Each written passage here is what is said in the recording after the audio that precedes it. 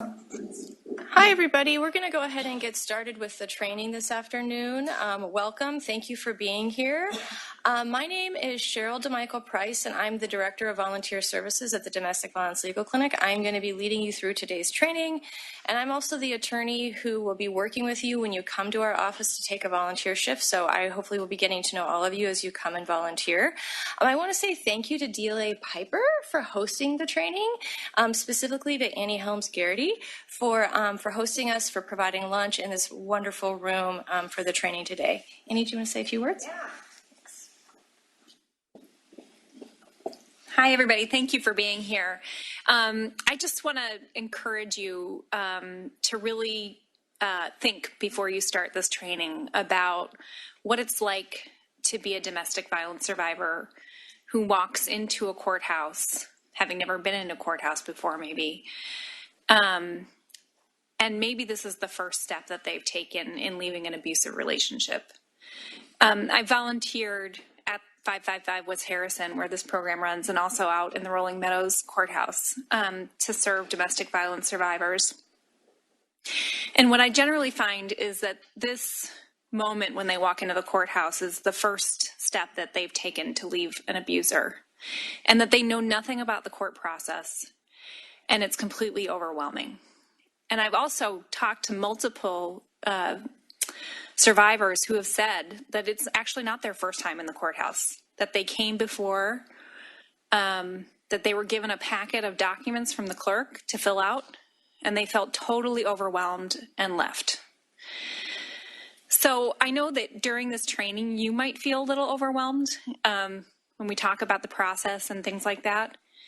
But you have this incredible gift of being a lawyer and being able to help somebody through this process, and help somebody who really doesn't have somebody else standing by their side. So please keep it in mind when, we're talking about the technicalities of the Domestic Violence Act or things like that, that this is something that you can do in just a few hours of your time to make an incredible difference in somebody's life. So thanks for being here. Thank you so much. Wonderful. Thank you so much, Annie. I appreciate it.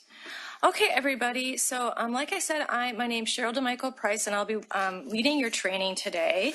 For those of you who have come in just a few minutes ago, we have a sign-in sheet there, so please do sign in if you haven't already. You'll be getting CLE credit for this training, so we need you to sign in, and we also need your ARDC number as well. Please grab some lunch if you haven't already, and we will be taking a break at some point in the training, so you can grab more food if you'd like, or take a bathroom break, etc. Okay, so this is the training for the Domestic Violence Pro Bono Project. We'll have a full agenda for today. We're going to be covering a lot of information throughout the training. We're going to be covering what domestic violence is, the definition of domestic violence. We're going to be talking about the Illinois Domestic Violence Act, the statute that Annie just mentioned. We're going to be talking about the nuts and bolts for petitioning for an order of protection at 555. We're going to be talking about representing a client in court, and we're actually going to practice doing a petition. We're going to do a petition exercise for today as well. So to help you get warmed up and get the feel for the paperwork that you're going to be filling out when you volunteer. Okay. We're going to start by talking a little bit about the Domestic Violence Courthouse, the place where you'll be volunteering. You'll be coming to our office, the Domestic Violence Legal Clinic, but we're actually housed inside of the Domestic Violence Courthouse. So that's where you're going to be coming to volunteer. You should know a little bit about the courthouse before you come. It's a courthouse that was opened in 2005, really to be a one-stop shop for victims of domestic violence, to gather resources in one place and to be a hub for victims, so they don't have to go one place to get civil assistance and civil help and another place to get criminal help. So they can come to 555, the Domestic Violence Courthouse, and get help with criminal matters as well as civil matters. The state's attorney's office is inside of the courthouse, and they handle misdemeanor domestic cases. There's a bevy of resources inside of the courthouse. Our agency is one of those resources. We're not an arm of the court. We're a private agency, but there's also court advocates inside of the court. There's a child care facility as well, and there's a variety of resources for victims of DV. And in 2010, there was a domestic violence division that was created. And again, this was the aim of this coordination was to create To make things more coordinated for victims of domestic violence, more streamlined, the presiding judge of the division is Raul Vega. So now he's in charge of all the courtrooms at 555 West Harrison, as well as all the suburban courthouses that handle domestic violence cases. And Rolling Meadows is one of those courthouses as well. So there are other courthouses in Cook County that handle DV. So again, but the division was really created to help improve coordination between the civil and criminal side of things. So I just mentioned that there's a range of resources at the courthouse. But unfortunately, they are still insufficient to meet the need of people coming in who need help. On any given day, there's up to 50 to 60 folks coming into the courthouse seeking emergency services.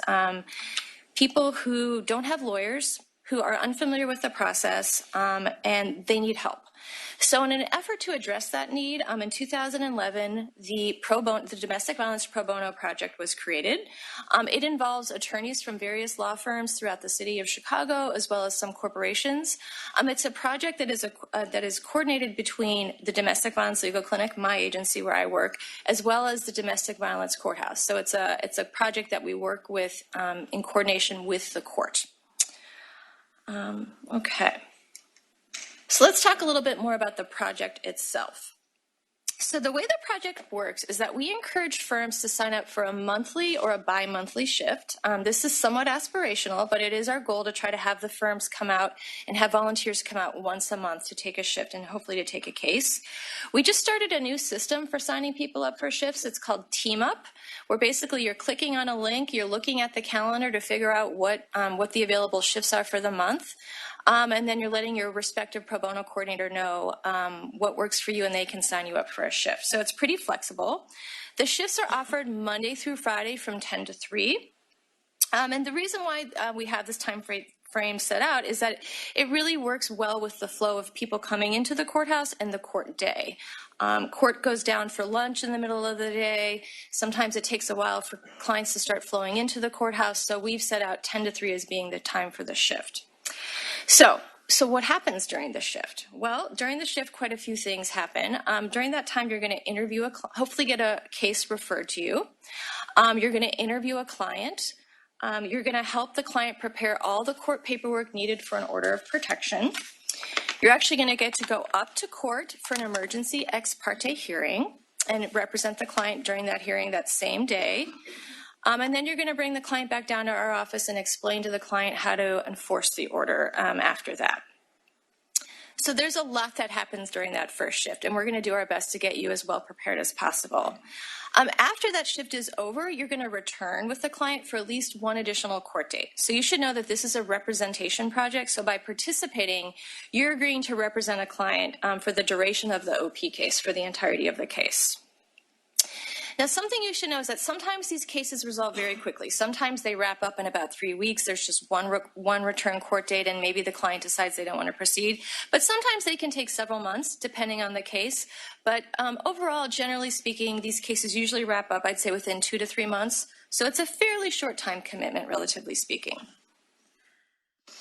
I also want to mention that in addition to the training today, we also ask new volunteers to come for a 90-minute on-site courthouse orientation.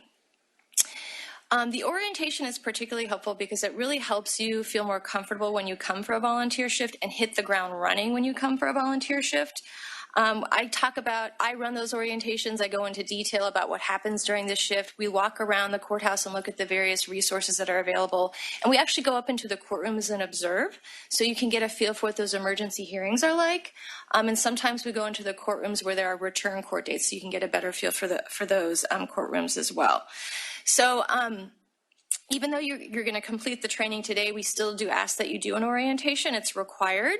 After the training today, I will be sending out your CLE certificates, and I will let you know the dates for the upcoming orientations. We do them every month. So we have one scheduled in November, we have one scheduled in December, January, etc. So you can just sign up for the one that fits your schedule the best. Okay. One option in lieu of a shift is to shadow a more experienced volunteer attorney and come with them for a shift, which is fine. You can do this, but I just ask that you let me know that you're going to do this because there are a few things I do like to cover, even if you don't do the orientation, just to make sure we're hitting a couple important bullet points when you come with the more experienced attorney. But you can do that in lieu of a shift if that works better for you, but you just have to let me know. Okay. All right. Now we are going to talk about domestic violence. So now I'd like a little bit of participation from the crowd here. I'd like you to think about what is it that you think about when you hear the term domestic violence? Are there things that come to mind when you hear this phrase based on maybe your own personal experiences, things you've seen in the news, or what your friends or family have experienced? Does anybody have any feedback? What do you think of when you hear that phrase? In the very back, yes, thank you. My first instinct would be physical violence, but I know there's the emotional, psychological, financial, all kinds of different ways to take advantage of vulnerability. Absolutely, yes. I think oftentimes physical is the first thing that comes to mind, and we are going to be talking about that very thing, how it actually encompasses more than physical violence. Anybody else? Does anyone else have any thoughts that come to mind? Anything in the news or personal experiences comes to mind when you think of that term? Nope. Oh, yeah. I was thinking about how there's a lot of people who feel that you can just like stop living with the person if you don't like them, and there's a power dynamic and a control dynamic going on there that's really wrapped into emotions. Yes. So it's a very emotional thing, and it's also a very, you can't get mad at somebody if they decide to stay. Absolutely. That's a great point. You guys know a lot already. We're going to be talking about that as well. It's a lot easy. It sounds a lot easier than it really is to leave an abuser. There's a cycle of violence that goes on, and sometimes people get trapped in these relationships. So we are going to be talking about that as well. Absolutely. Great insight. Thank you. Anything else? Well, we're going to talk about the very thing that was just mentioned, that oftentimes domestic violence, sometimes people just think of physical violence or sexual violence, but it actually encompasses far more than that. It's a broader definition than you might think. We're going to talk specifically, though, about what domestic violence means in Illinois, okay, because that's the applicable law. That's what we're going to be working with, Illinois law. And so to figure that out, we're going to hone in on the Illinois Domestic Violence Act and talk about what that law, how that law defines domestic violence. So in short, the law in Illinois, the Illinois Domestic Violence Act, it allows someone to seek an order of protection in Illinois. So how does it do this? What it does is it encapsulates or captures a wide range of behavior that constitutes domestic violence. It's not just limited to physical violence, okay? It includes a pattern of behaviors that are often involved with domestic violence and included in something that we call the power and control wheel that we're going to be talking a little bit about in just a few minutes. So it also, in addition to defining violence and abuse, it also offers various types of relief that someone can seek in order to be able to leave the abusive situation. It also has a remedy section that we'll talk about. It's not a one-size-fits-all. It's customizable depending on your situation, and it reflects that different circumstances for different cases. So, for example, someone who's married to their abuser, who has children, might be seeking a different kind of relief than someone who comes into the courthouse seeking relief from an ex-boyfriend or from a blood relative. So what I'd like you to do is take a look at, you have a stack of materials there. If you have your training manual there, if you unclip the stack of stuff and you open up your training manual to page 10, and I want you to take a look at the power and control wheel on page 10 of your manual. So at the center of the power and control wheel, you'll see is power and control, and the spokes of the wheel branch out to show the various ways an abuser may try to exert power and control over a victim. So it includes things other than physical violence and sexual violence. So things like emotional abuse, isolation, economic abuse, financial abuse, threats, using the children. So there's a variety of ways that power and control can be exerted. You'll see on the outer circle of the power and control wheel is physical and sexual violence. And DV encompasses all of these behaviors on the spokes of the circle as well as the outer wheel of the circle. The other thing that I want to tell you about in respect to domestic violence is that there's often a cycle of violence. And the cycle goes through some steps, okay? So we often see this pattern, I guess most often we see this pattern in intimate partner relationships. Typically, there's an incident of abuse that occurs, and then it's followed by kind of a makeup or honeymoon period where the abuser promises to make changes, to seek help so that the abuse won't happen again. They may even go out and get counseling or seek substance abuse treatment of some kind. And then there's a calm period. It feels like things, in fact, have gone back to normal. But then over time, the tension starts to build again, and there's another incident of abuse. And this second incident of abuse tends to be more serious than the first. And then that pattern continues over and over time. The cycle repeats, basically.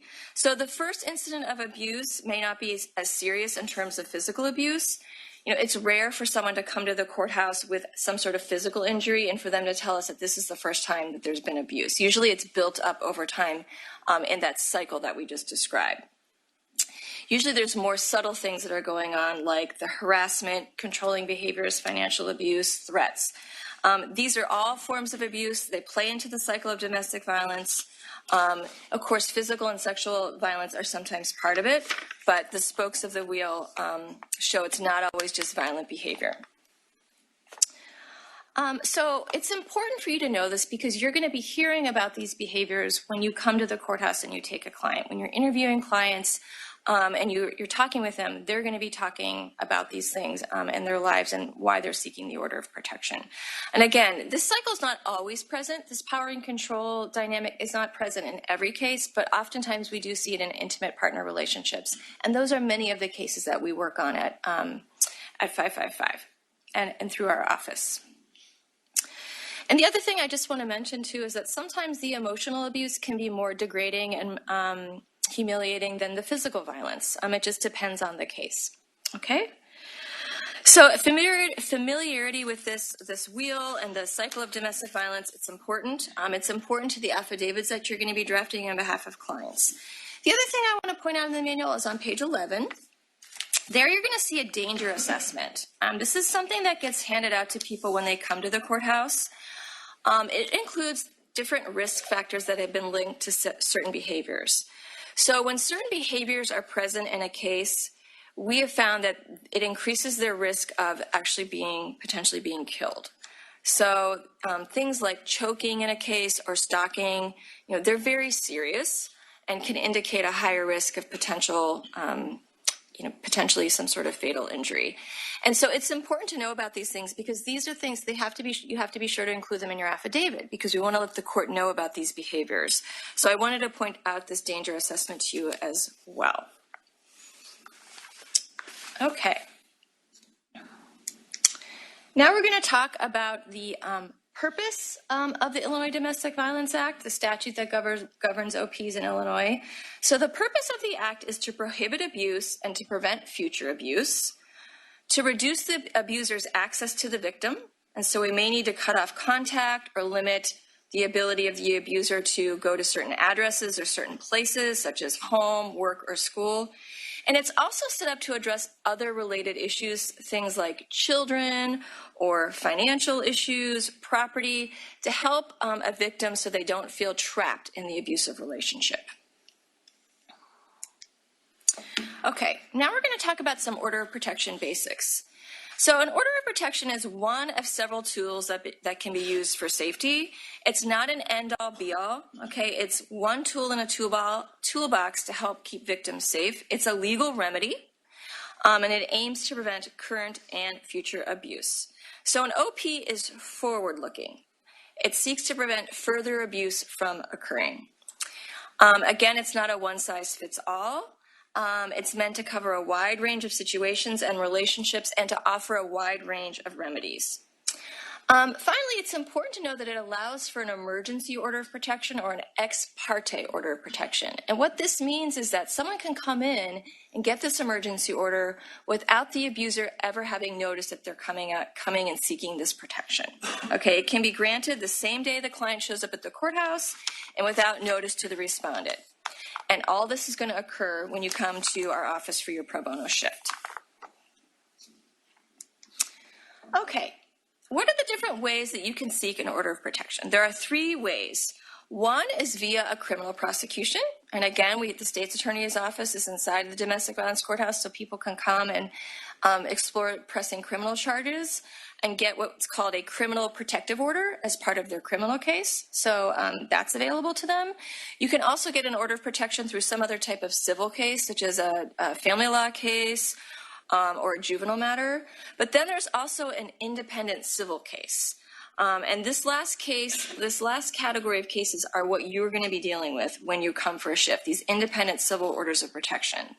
So what this means is that the OPs are going to be issued in civil court, and they're independent of any other legal matter. You're only going to be dealing with what you're requesting in the order of protection. Okay? There are 3 types of orders of protection: emergency orders of protection, interim, and plenary order protections. And we're going to be talking about emergencies and plenary orders of protection. So an emergency order of protection, in this situation, someone comes into the courthouse and they petition for an emergency order of protection, or an EOP. You might hear me refer to it as an EOP. They're able to file their case and request an order that same day. They get sent up to court. There's a courthouse designated at 555 that hears cases on a rolling basis. So as people file, they get sent up and their cases get heard. Then the abusers serve with process, and the petitioner is able to come back to seek a longer order or a plenary order. The plenary order is a longer term order that can last up to 2 years, but service is required to get a plenary order protection. So the first step, though, is that emergency order of protection, where they can seek it and obtain one without notice to the respondent, but it's short-term relief. Okay, it can only last for up to 14 to 21 days in Illinois, so it's a short-term order. And the relief is somewhat limited with an emergency order of protection. There are some things that are not available on an emergency order of protection, like you're not going to be able to obtain child support or reimbursement for damages, or you're not going to be able to order the respondent to go to counseling through an emergency order of protection. Continuing on talking about emergency orders, there's a few important things to know. Again, as I mentioned, they're granted ex parte or without notice to the respondent. But they do require an illustration as to why it's needed. You know, the judge doesn't have to give this type of relief, so there has to be a showing as to the basis for an emergency order of protection. But that said, judges usually do grant these orders. It's atypical for them not to grant an order. Although these orders only last 14 to 21 days, they can be extended because sometimes it takes some time to serve the respondent. And in that case, we extend the order of protection, usually for another 14 to 21 days, so that the sheriff's office can go out and try to make another attempt at serving the respondent. Some judges prefer to continue them only for 14 days. Some are comfortable with the 21 days. Sometimes it depends on the circumstances. If there's kids involved, they may want to continue it for a shorter amount of time to try to get the respondent in so they can figure out what's going on with the kids and other issues related to that. But it is flexible. If you know you can't be back in 21 days, you can let the court know that, and they can set it for a date earlier than the 21 days, but they don't extend it beyond that. Okay, now we're going to talk about plenary orders of protection. These are designed to be final orders in these cases. They can last up to 2 years in an independent civil case, but they can last longer, and there's different options relating to different kinds of cases, but we're not going to focus on those. We're talking about our independent civil orders of protection, and they can last up to 2 years. So a quick early warning, the goal in these cases, of course, is to get a plenary order of protection. But there's a variety of reasons why that might not happen. We already talked about the cycle of violence and how it escalates over time, and that can make it very tough for victims to leave an abusive situation. Victims get trapped in the cycle. where they think things seem great, then they get bad, then they calm down and they get good again, they get back to normal, and they may decide to return to the abuser. So they may decide not to pursue the preliminary order of protection. For them, getting the emergency order of protection may have been sufficient and may have been enough to keep them safe, and they've decided for a variety of reasons that they don't want to pursue the preliminary order of protection. They may have other concerns going on with their family at the time that makes it difficult for them to focus on getting the preliminary order of protection. Again, they may feel safe after getting the emergency order, that it may have done its job and the abuse has stopped. But there's just a variety of reasons why people sometimes decide not to pursue the preliminary order. And I just want to assure you that it's not anything that you'll have done as the attorney. And it can be sometimes disappointing, I think, when the client decides not to move forward. But you should know that there's a variety of factors that go into that decision, that the client needs to make the decision and it needs to be respected and supported. And again, it's not a reflection on your work, and that you have helped somebody even though they may not be getting that plenary order of protection. They've worked with someone who's believed them, who's listened to them, who's helped them, and that is very, very beneficial for people. So even though they might not be getting that final order, the emergency order does help them. The last thing I want to say about this is just that, these abusive relationships, a lot of times they're not always linear. There might be some back and forth where things are worse, then things get better. And people sometimes have to make several attempts at leaving the relationship. So the person you're working with, this might be their first attempt or their second attempt to try to leave the relationship, and they may not be ready to do that.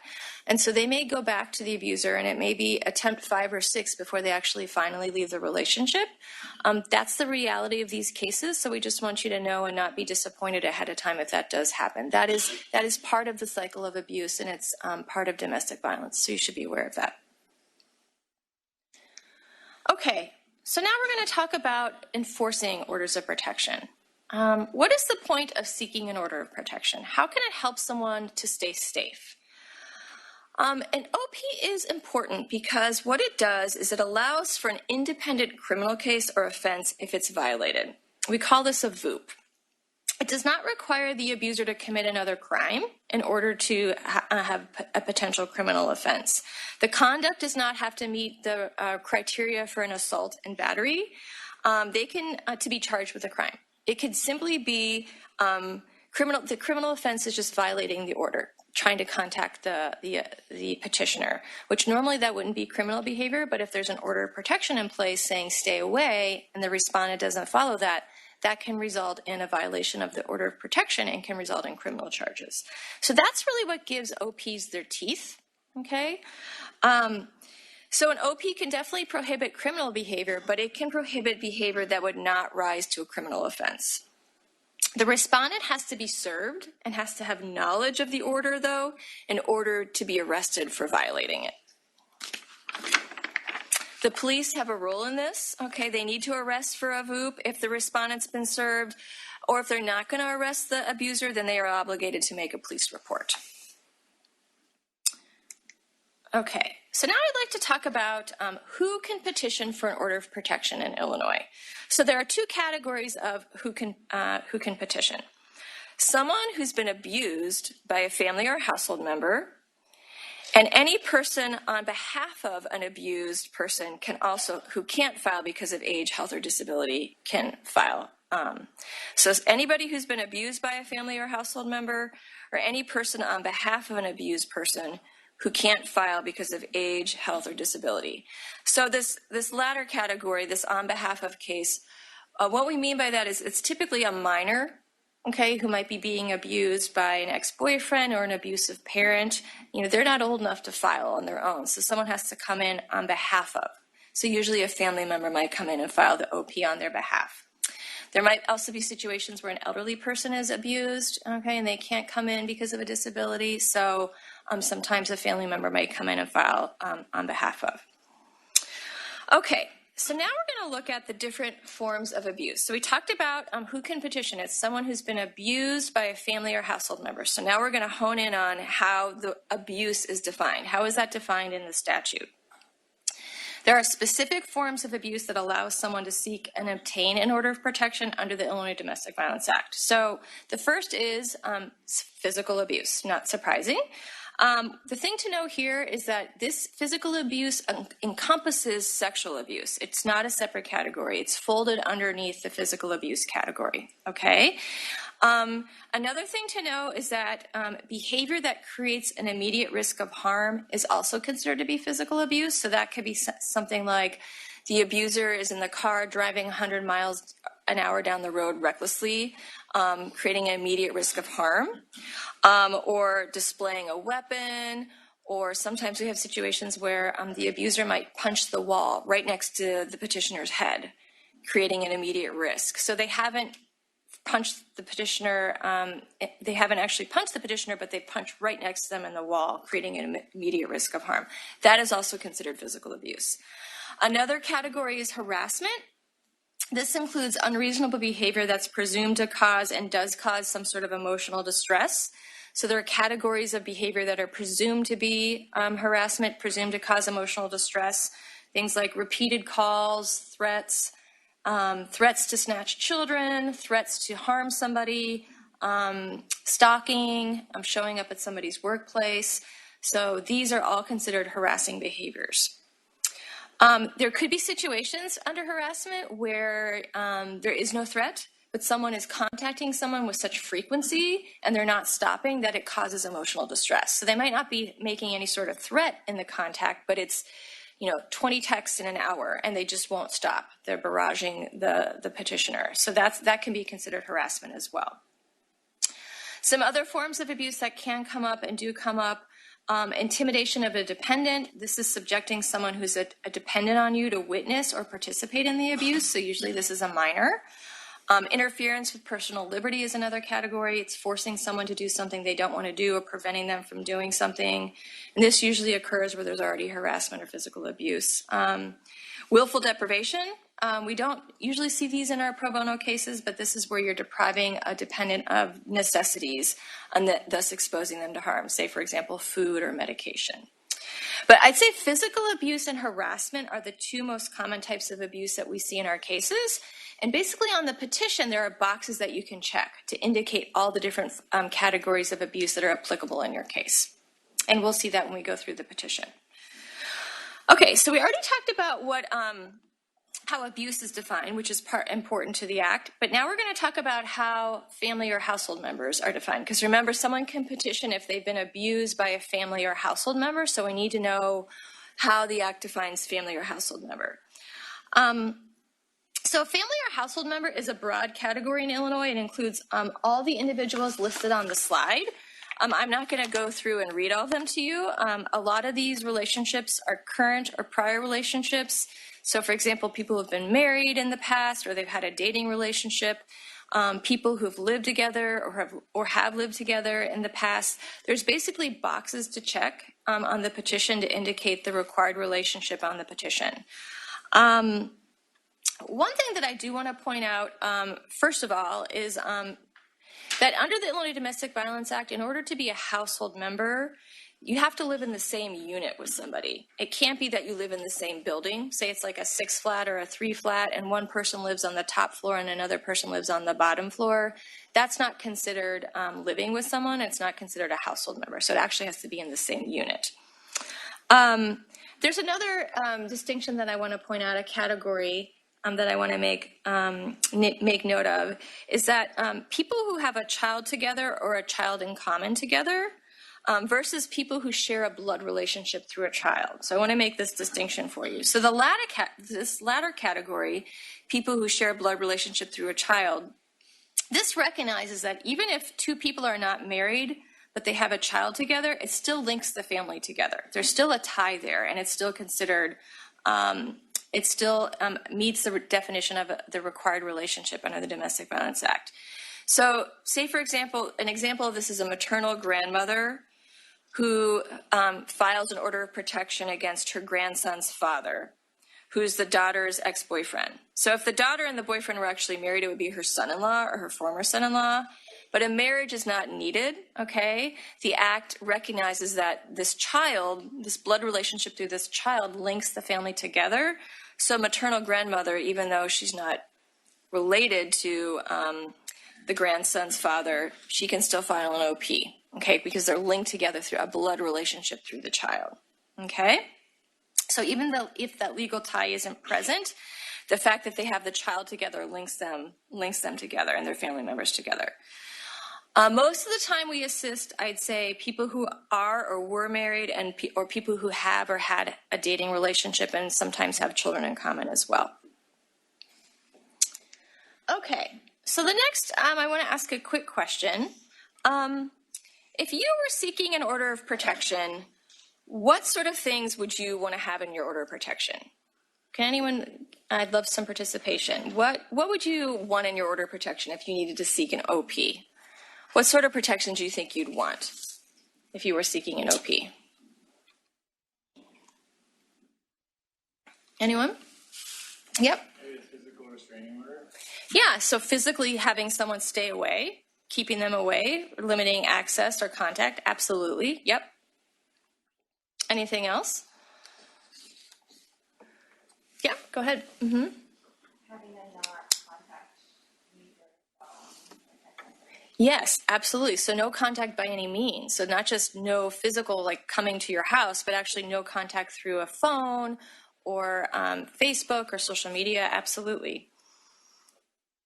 Yeah. Mm-hmm. Not contacting a person's work or another person connected. Absolutely. So keeping the person away from addresses where the petitioner actually may go and spend time, like a workplace setting. It could also be school or church. Absolutely.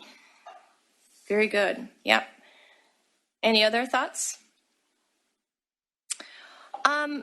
So we're going to talk about who can be protected on order of protection. I think generally we think about it kind of in different ways, but we can think about like who can be protected and how. And so we're going to talk about that as we go through this. But those the things you mentioned are all things that we can put on an order of protection and oftentimes do to keep people safe. So who can be protected on an order of protection? Well, the victim of the abuse can certainly be protected on the order of protection. But in addition to that, children or dependents of the victim can also be listed as protected persons on an order of protection, and other household members who share the residence. And again, as I mentioned already, that household members, that's got to be someone who actually is living in the residence. It can't be someone who just lives in the building in a different unit. It has to be in the same unit as the victim to be considered a household member. So let's give some examples. How about adult children from another relationship that live with the victim, or blood relatives who live in the home with the victim? They can be protected persons on the order. Okay, the Illinois Domestic Violence Act allows that. Maybe people employed at the victim's home, like a babysitter, they could be a protected person on the order.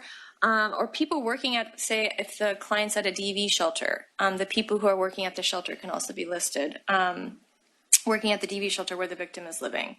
So the order can protect various people, but you can only file an OP against one person at a time, okay? But various people can be protected on the order, but it could only be filed against one person at a time. And when I say protected, it means that the provisions of the order can apply to those people, okay? All right, so now we're going to talk about the different remedies that are available on an order. Oh, sure. Correct. Mm-hmm. So if there's a household with more than one person that needs protection, what are we? No, you can list, more than one person can be protected on the order, so they can be listed, but you can only file it against one abuser at a time. Yeah, so no, good question though. It can be a little bit confusing, the terminology, but yeah. Okay, so there's a whole host of remedies available for an order of protection. We basically have them grouped together in some general categories, and they match up with the purposes of the Illinois Domestic Violence Act that we already reviewed. And you can pick and choose various remedies depending on your client's situation and the circumstances. So the first general category is to prevent abuse and to limit other contact, okay? So under this general category, there are things that can be, options that can be used. You can protect the petitioner, household members, and children. Pets can be protected. Specific forms of abuse can be prohibited. You can grant exclusive possession of a residence, whether it's shared or unshared, which also allows protection. You can prohibit the abuser from coming to the residence under the influence of alcohol or drugs. You can order the respondent to stay away from certain addresses, such as work or school, home. One thing to note, though, is that there are some remedies that are mutually exclusive. So, for example, if you want to get exclusive possession of a residence, meaning that the abuser has to stay away at all times, you don't also want to check the remedy where you're where you're asking that the abuser stay away only under the influence of drugs or alcohol, because those two things conflict. Either you want the abuser away at all times or only under the influence of drugs or alcohol. So you have to pay attention, because there are some things that can potentially conflict. Okay, the next category of potential remedies are preventing access to or abuse of children. Okay, so oftentimes we have clients who are the primary caretakers of their children, and they want care and control of the kids, which means basically the children are going to stay with them. There are ways to order or restrict or deny visitation.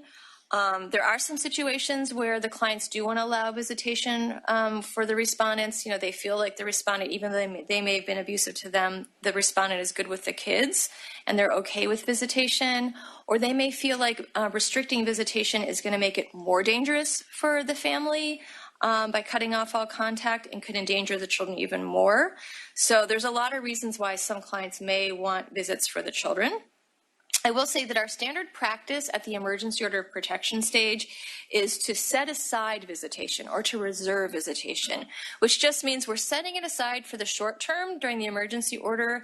The respondent's not there. It's hard to set up a visitation plan without having the respondent there to figure out what sort of plan is going to work and the details around visits. So reserving means doesn't mean that they're denied long term. It just means we're setting aside that issue for the short term for the time being. That's the standard practice. But we can, at some future time, set up some sort of visitation plan.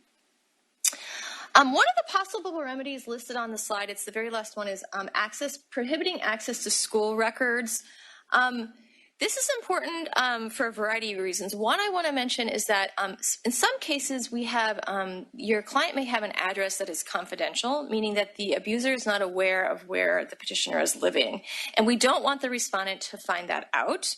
And sometimes school records will contain an address. So sometimes we limit access to school records because we want to make sure to keep the petitioner's address confidential. There's actually a box to check on the petition for that, but I just want to point that out to you, that is a remedy that can help to keep that address confidential and protected. Let's see. Another thing that I want to mention is that there's different categories of children when we're talking about orders of protection. Sometimes petitioners may have children that just are there, that is only their children. It's not a child that they have in common with the respondent or with the abuser. But then there's a category of children where the petitioner and respondent have the children in common or together. We call these children minor children. So in this latter category, children in common between the petitioner and respondent, there are some situations where legal parentage has been established for those children, and there are some situations where legal parentage has not been established. And the situations where there has been legal parentage established, and we're going to talk a little bit about how you figure that out, basically, if there is legal parentage, then the respondent has some rights regarding those children, and also some obligations regarding the children. There are rights and obligations that flow out of that legal parentage. If they have children together but no legal parentage has been established, then the respondent doesn't have any rights to the children, nor does the respondent have any obligations regarding the children. We have to let the court know if there's children in common whether legal parentage has been established. So page 48 of your manuals contains a discussion of how you can figure that out. I'm going to give you just a very quick sketch of kind of what you need to ask your client. Basically, this is a very quick, easy thing to figure out, that basically there's a presumption that there's legal parentage if the parties were married when the child was born or within 300 days of the marriage. Okay, that's just an automatic in Illinois that there's legal parentage. Or if the parties were not married, you need to ask if the father signed what's called a voluntary acknowledgement of paternity, or a VAP. And if so, then if he's on the birth certificate. So if he hasn't signed the VAP, he's not going to be on the birth certificate. But if he's on the birth certificate, then legal parentage has been established. And I would say most clients know this. So it's just a simple question to figure this out. But it's important because the rights and obligations relating to the children hinge on that question in respect, at least in terms of the respondent. Okay, the last category of available remedies, this final category, relates to property, and then there's kind of an other injunctive relief section as well. So this relates to, we can ask for exclusive possession of personal property, we can protect shared or sole property of the petitioner, we can order child support, we can try to get reimbursement if someone had to stay in a shelter. We can get reimbursement for damage to property or for medical bills. So this is all those categories of relief fall under this this final umbrella here. There is also a category called other injunctive relief, and this is a place on the petition where we can ask to modify the terms of the order and make exceptions to things in the order. So for example, in some cases, some people don't want to have an order that says no contact whatsoever. Some people might just want to say no unlawful contact or no contact except for in emergencies relating to the children. So there could be exceptions and things that we want to modify, and we can put this under this section on the petition and then on the order. Sometimes in this category, we put things like no dissemination of nude or revealing photographs or videos, because sometimes that comes up in cases and there's not a place on the petition to check that box, but we can write that in. So it just kind of depends on the circumstances, but there is a place to modify the order using this kind of other injunctive relief catch-all. It just depends on your client's circumstances and whether they have kids and what kind of remedies they're seeking. But basically, whatever the client's eligible for, you can request on an OP. And like I said, it's not a one-size-fits-all. They can be very restrictive or less restrictive, kind of depending on your client's situation. Okay, now I'd like to talk about interviewing a client and give you some tips for interviewing a client. So the first thing that you do when you're going to meet a client is you're going to interview them and ask questions about their situation and really try to get a sense of what brought them to the courthouse in the first place, why they're there. This can sometimes make the volunteers nervous. If you don't have a lot of client contact in your regular practice, it's understandable that it could be a little bit nerve-wracking. And also you might not have a lot of experience talking with people about their abusive relationships and sensitive personal matters. So it's completely understandable. So I want to give you some tips about working with clients and things you can do to help build a positive rapport with a client. Briefly, I want to mention in your manuals on pages 14 through 17, there are some questions in the manual that walk you through the questions that you can ask to get the information that you're going to need to learn the information about your case. So, always I recommend reviewing that before you come for a shift and have those kind of questions out to help guide you. But we're going to talk about aside from those questions, I'm just going to give you some tips about working with clients. So the first thing that you want to try to achieve when you're interviewing a client is to build some trust. Okay, the way to do this, I think, is to explain your role, explain the process of what's going to happen throughout the day, give them kind of a roadmap about what's going to occur. You want to explain that you're a volunteer attorney and that they have confidentiality with you. The things that you talk about are confidential, and it won't go beyond your conversation right then and there. And this can be reassuring for clients. Like I said, you also want to give an overview of the process, that you're going to be asking a lot of questions, drafting an affidavit, filling out some paperwork, that you're going to be going up to court, and that then you also want to be sure to highlight that the respondent is going to be served with all the paperwork. So you want to make sure the petitioner is aware of this, that the respondent is going to get all the paperwork and get notice of the petition for the order of protection, and potentially that there is an emergency order in place. There's nothing worse than having a petitioner figure this out at the very end and be terrified to find out that the respondent's going to be served. So before you get too far into the process, you want to make sure to mention that to the client. It's important. The next tip that we have for you all is to be sure to ask questions. Okay, we suggest that the initial question that you start off with to prompt the conversation is to ask them what brought them to the courthouse. Okay, why are they there? And then to take a step back and kind of let them get that story out. Usually there's something that happened recently that prompted them to come into the courthouse to seek that help. You want to give them some space to kind of get that out and to tell that story. Now, a lot of the clients are going to be all over the place. Okay, they're going to be jumbled, and they're going to want to tell you things, and it's not going to be linear necessarily, or they may just generalize and not give you a lot of specifics or a lot of details, and you may have to ask a lot of follow-up questions to kind of extract or get that, pull that information out of them gently over time. They may want to be talking about things that aren't necessarily relevant to the OP. They might want to tell you every terrible thing that the abuser has done, but it may not necessarily be applicable to the OP. So you need to be able to gently steer the client back to the relevant issues. So this is really one of the ways you can be most helpful to the clients, is to help them get their story out in a way that is linear and logical so that the court can figure out whether an OP should be granted or not. Okay, and with enough detail for the court to figure that out, to help them get that story out. So that is a huge role that you're going to be playing. You're going to be putting this information into an affidavit, and it's going to be presented to the court so they can make a ruling.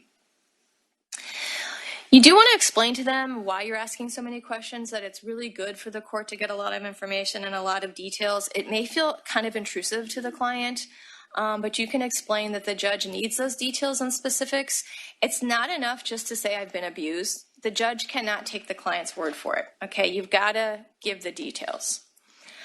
And it's important not to assume anything. Okay, you may need to ask some clarifying questions and some follow-up questions to figure out how a particular incident ended, or why a client did or didn't do something. So for example, you might be wondering, like, well, why did the client call the police? And if not, why? Or did the client leave the residence after a particular incident of abuse? And if so, why not? It's important to ask those questions to figure out how an incident ended. And don't assume that you know the answers or feel badly about asking the question, because the judge may ask the question. And it would be worse for the client to get up there and be traumatized by the judge asking the question and not knowing the answer. So it's good to ask those questions ahead of time and get that information. The answer could be as simple as, I didn't leave the residence because it was 3 in the morning and my kids were sleeping. So now it's understandable and it's not going to hurt the client's case. So you do want to get that information out ahead of time, even though it may feel a little intrusive. The next tip is to be patient, encouraging, and supportive. Okay, so you need to realize it may take some time for the clients to get their story out. You want to be supportive when you're asking the questions. It's important that you're not asking questions in any sort of accusing tone or a judgmental tone. So I want to give an example. When you're asking, say, you want to try to figure out why the client decided not to call the police. You could say, is there a reason why you didn't call the police, or why didn't you call the police? It makes a difference in how it's interpreted and how it feels for the client. And we want to be supportive and compassionate as possible. So think about that when you're asking the questions. And again, it's helpful to preface your questions with explaining why you're asking the questions that you are, that the court needs all these details. Keep in mind, too, when you're asking questions about incidents, that every incident that you're drafting in the affidavit should have a start, a middle, and an end. And you want to make sure to let the court know if the client did call the police and what happened really step by step in respect to each incident. And that should be part of your interview. In terms of being encouraging, it's just important to point out this may be the first time that the victim is talking about the abuse. It can be kind of overwhelming for them. They may have told bits and pieces about the abuse to a friend or family member, but this might be the first time where they're really talking about the whole picture, and it can be overwhelming and upsetting for a client. So you might need to reassure the client, let them know they're doing the right thing, and be patient while they're trying to get that story out. Got to remember, these clients may have been trapped in the cycle of violence, and this might be the first time they've been able to put the abuse into words, and you're helping them to do that. Okay? And then the final tip is to be realistic. Okay, there are no perfect clients. The clients are doing the best they can with the limited resources they have. Sometimes they can get impatient because they may not realize that it was going to take as long as it really does to get an order of protection. It can take several hours, and that can be hard because they need to leave to get their kids, or they have to get to work. So it can be tough. Sometimes clients might be telling you information that's not relevant to the case. So again, you might have to gently steer them to keep them on track. But part of your job here is to explain to them what the judge is going to be concerned about, which is the abusive behavior and how to solve that. It doesn't mean that all the other stuff that they want to talk about isn't important or to minimize that, but we need to focus on what we're trying to tell the judge for this particular case. So the other thing to mention is that there are some situations where we have clients who come in who are trying to game the system. They might be the abuser in this situation, and they're trying to get an OP as a way to intimidate the someone that they're abusing, the victim of domestic violence. We're trying to screen those people out before we ever refer a case to you. We do some a computer check and we're looking up some history, but we can't always catch all of them. So if you start talking with the client and you feel uncomfortable, you have some red flags about whether this is a case that you should be working on, you can come talk with us and we can help assess whether you should be moving forward with the case or not. So just know that as well. Okay? All right. Now we are going to talk about filing for an order of protection. We're going to cover the nuts and bolts of what you need in order to file for an OP. So there's a list of required documents on the slide. You should know that you can fill these all out. You can fill these out electronically. They're form petitions in Cook County. The affidavit is a Word document that you're drafting on your computer. So we have a template for that. Most of the firms that send people over for this project have these forms saved on a flash drive. And you can get the flash drive from the pro bono coordinator at your firm with all the forms on it and use it on your laptop. Some volunteers just have the forms saved on their laptop. Regardless, if you come and you don't have the forms, that's fine. I've got them all. I can email them to you and you can save them on your computer when you come, or I have them on a flash drive and you can just plug it into your computer and then save them on your computer, okay? But you will need the forms in order to work with a client. You've got to have all these things ready to go in order to fill them out and help a client file. Okay, one thing to mention that's not on here is we're also using an e-filing exemption form. So when we're filing for emergency orders of protection at 555, we're not doing e-filing. We're still doing the paper filing, and there's an exemption form that we use when we do that. So, and we will give you that form as well. Okay, so now what I'd like to do is a quick exercise. We're going to talk first about the affidavit. Of all those forms we talked about, we're going to hone in on the affidavit first. It's important to a case to draft a detailed affidavit, to draft effective affidavits about the most recent incidents of abuse and then the cycle of abuse throughout the relationship. And this is really the first thing you're going to be working on when you work with a client. We suggest you start with the affidavit first. So I want you to take your training manual, and if you flip to page 39 of the manual, you're going to see that there is a sample. There's two sample affidavits here. One starts on page 39, and then the second one starts on page 41. I want you to read one of the samples, okay? You don't have to read them both, just read one. And based on what you're reading, I want you to think about what you think someone needs to prove in order to get an order of protection. What do you think the requirements are? And then we're gonna talk a little bit more about that.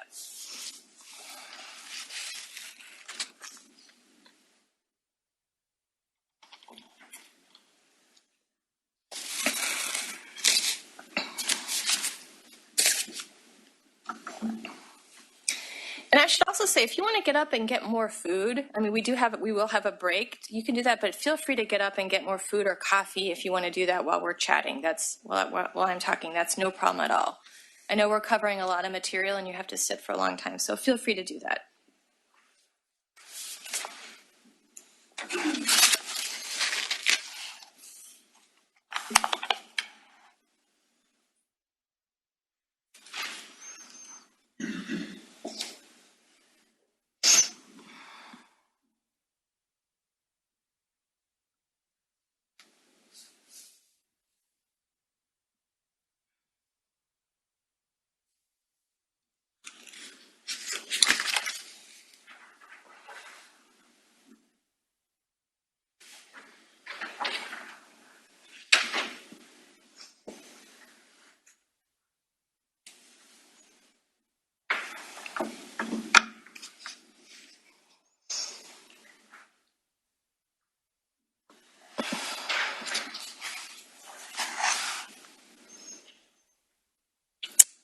Okay, has everybody read at least one of the samples? You can take a couple more minutes.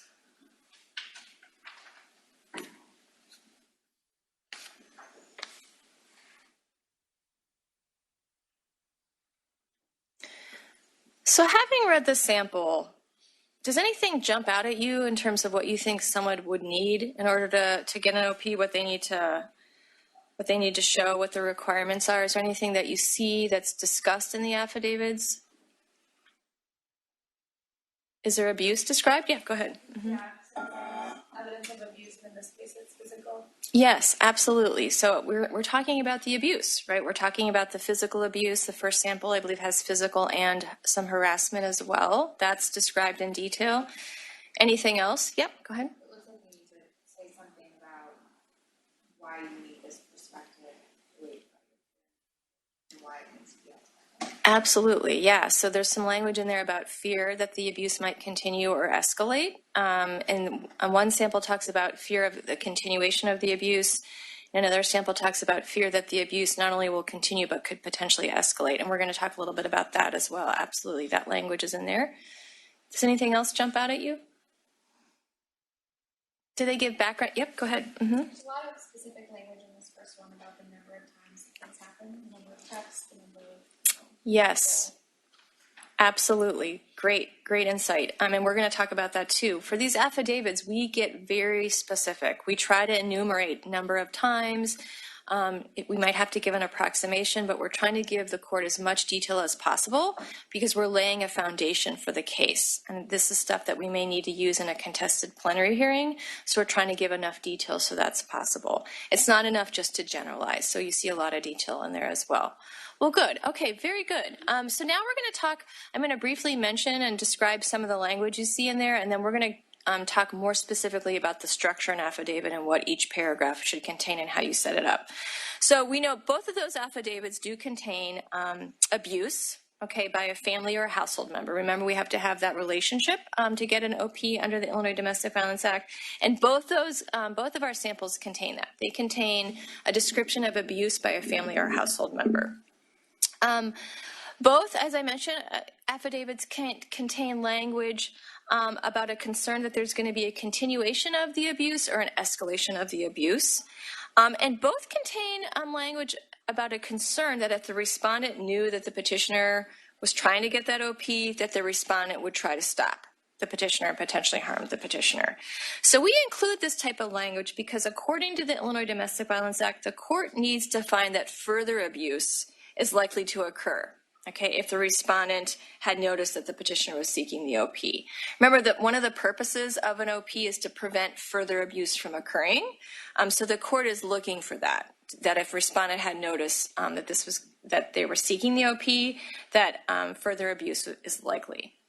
So fear is not required under the Illinois Domestic Violence, under the Illinois Domestic Violence Act, but it can be an indicator of a risk of further abuse. So just practically speaking, some of the judges do think it's a requirement. So we normally use this kind of terminology or similar terminology that you see in the sample affidavits, that someone is afraid of further abuse, okay? A fear of further abuse is an indicator that future abuse may occur. Okay, so practically speaking, the judges are looking for situations where there's recent or continuing behavior. It's not part of the law, but they're looking at this when they're making a determination on whether or not to grant the emergency order of protection. So you're saying a one-off, they won't get the right? One-off? A one-off incident. Not necessarily. I mean, it depends on the circumstances.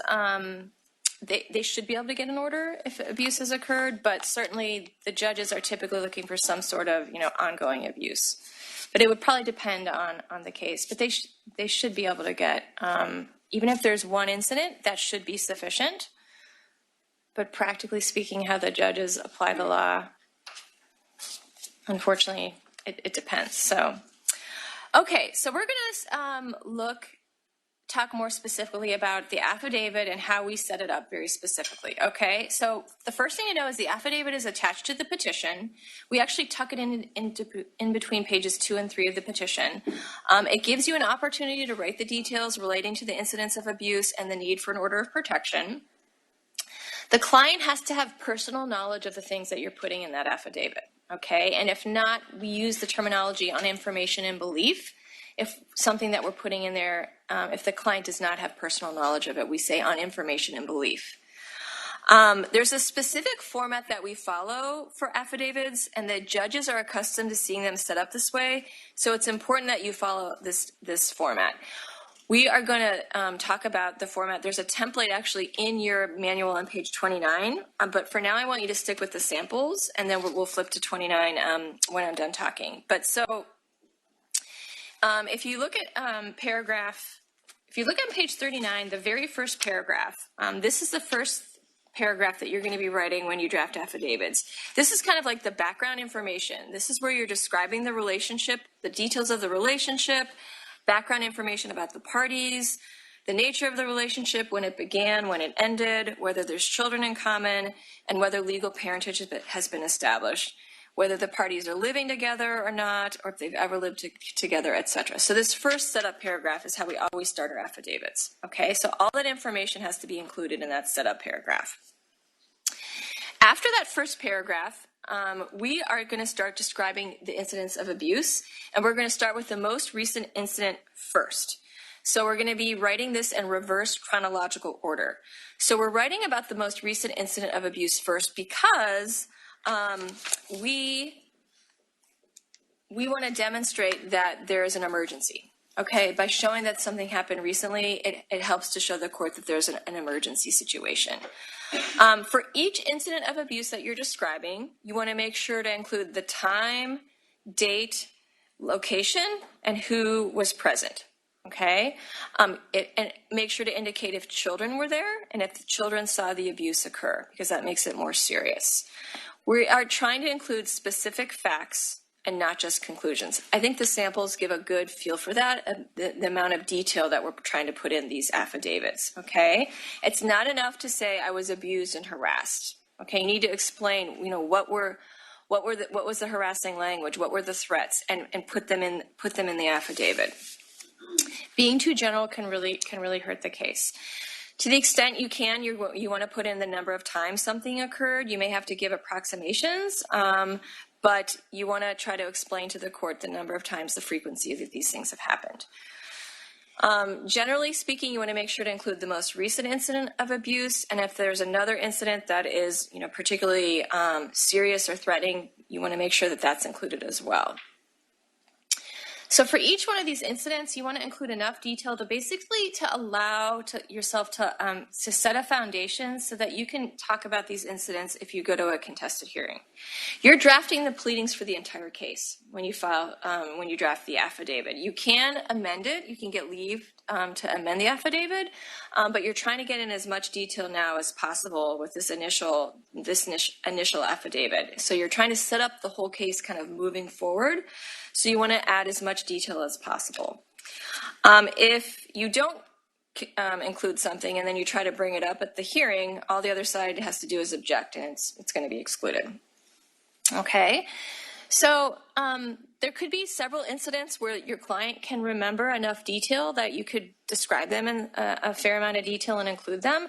But at some point, there may be incidents of abuse that the client can't remember in a lot of detail. The abuse may have been going on for years at a time, and there's just no way the client's going to remember all those details. So we include something that we call a summary paragraph. Okay, so the summary paragraph basically summarizes the abuse throughout the relationship, and it gives some estimates and approximates, okay, because the client can't remember every incident in detail. So if you look at, in your sample on page 40, paragraph 1D, this is a summary paragraph. Okay, so the first thing I want to point out about the summary paragraph, you're not repeating the stuff that you already talked about in detail.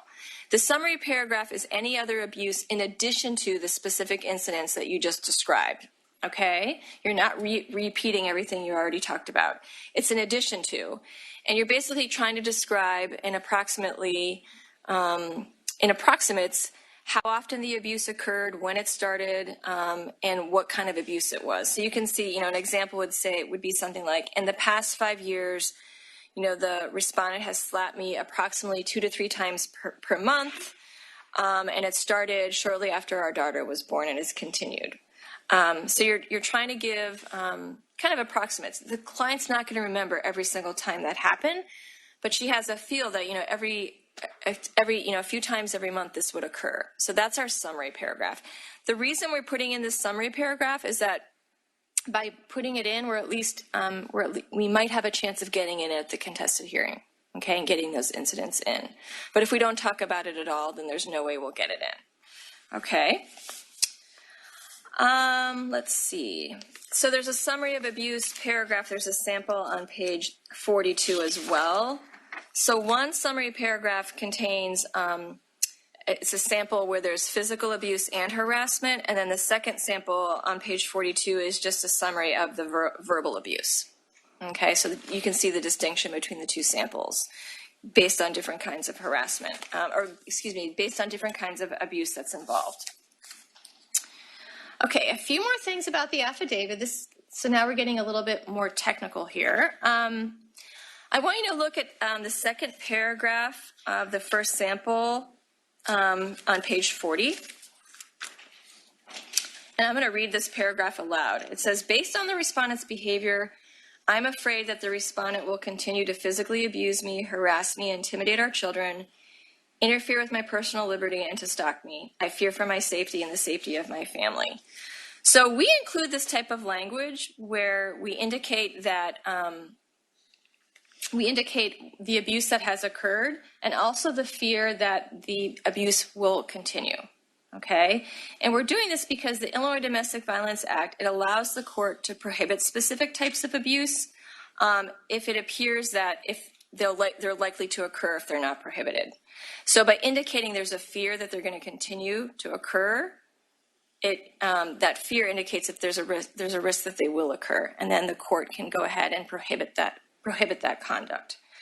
Okay, so that's a sample of that language. We always include that type of language in our affidavits. You can see another sample of that on page 42.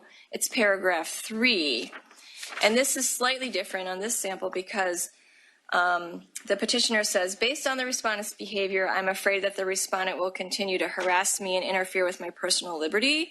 And then it states, I'm afraid that the abuse will escalate and that he will continue to physically abuse me. So the petitioner lists the abuse that has occurred, and then she explains that she's afraid that this abuse will continue and that additional abuse will occur and that the abuse will escalate. Okay, so this is kind of the type of language that we always include. And then last, I want you to look at paragraph 3 of the sample affidavit on page 40. Where it says, I believe that if the respondent knew I was trying to get an order of protection or had noticed that I was trying to obtain an order of protection, he would try to stop me and hurt me. Okay, so we include this type of language because the Illinois Domestic Violence Act states that an EOP shall issue if the petitioner establishes that the harm she seeks to prevent would be more likely to occur if the respondent were given any more notice. So we always put that language in there as well. So page 29 of your manuals, if you quickly flip to that, this is the template that we include in your training manual. What I suggest you do, it explains what each paragraph should contain, and it's all the things I just described. When you actually come for your shift and you go to draft your affidavit, I would pull this template out because it can remind you how you're supposed to be structuring this affidavit and what you're going to be making sure that what you're putting in. And the more times you do this, you'll get more comfortable with it, and you'll get the feel for it, and just kind of the flow of the structure. Okay, and we're trying to write these in plain language so it's understandable and easy for the court to follow with a lot of detail and specifics. Okay, so we're going to talk about the petition, and then we're going to take a break because I know you guys are probably ready for a break. So we're going to move on to the petition, though. So we talked about the affidavit. That's something that has to be drafted. And then the next thing is the petition. So the petition is a court form that alleges the need for an order of protection and also the specific remedies that are requested. So we have form petitions in Illinois and in Cook County.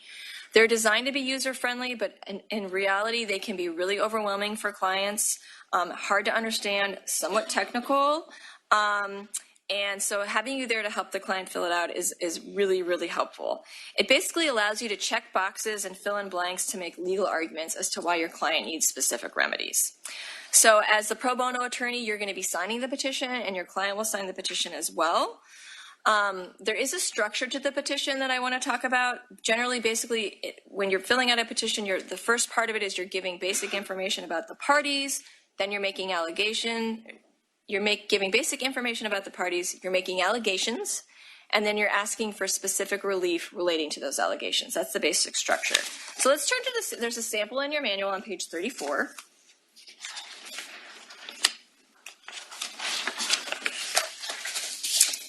And I just want to point out that structure. The first page, and then if you flip over to page 35 at the very top, that's the section where you're giving the basic information about the parties.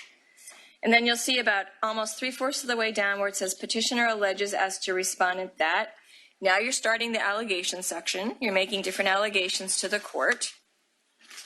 And that continues on until you get to the 4th page of the petition. And in our manual, that's page 37, where it says remedies requested. And now you're starting to fill out the petition to ask for specific remedies. So that's kind of the breakdown of the petition, so you know generally what the structure of it is, okay? And I think that helps.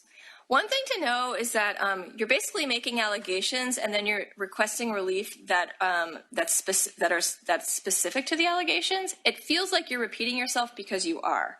You're literally putting in the allegation and then you're basically cutting and pasting that information to ask for the specific relief or the remedy. And so it makes it go faster, but it can get a little tedious because you're really just repeating yourself with some exceptions between the allegation section and the remedy section.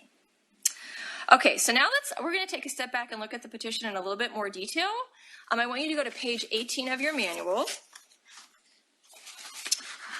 And this is the petition guide that we've created. And this is another thing that when you come for a shift, I would mark this in your manual. When you go to fill out the petition, I would follow along the petition guide. Basically, after each line or each section in the petition, we have a little explanation about how you fill it out. So we're going to go over some of this, and I'm going to highlight some areas where common mistakes are made, but there's no way you're going to remember all that. It's a lot of information. So I would use this guide because it really does give you a great path, a roadmap about how to fill out the petition. But as we go through it, we're going to use the petition guide while I explain to you what some of the various lines mean. Okay, let's see. So the first part, a couple things I want to highlight in the first part of the petition, which is, of course, where we're talking about the basic information about the parties. If you go to section A, which is on page 19 of your manual, it says allegations. Paragraph A is where you're inserting addresses. What I want to highlight here, if you look at the third little box with paragraph A, it says petitioner's address is omitted pursuant to statute. There are situations where you may have a client where we don't want to reveal the client's address to the respondent. So it's important to ask your client if the respondent knows where the petitioner lives.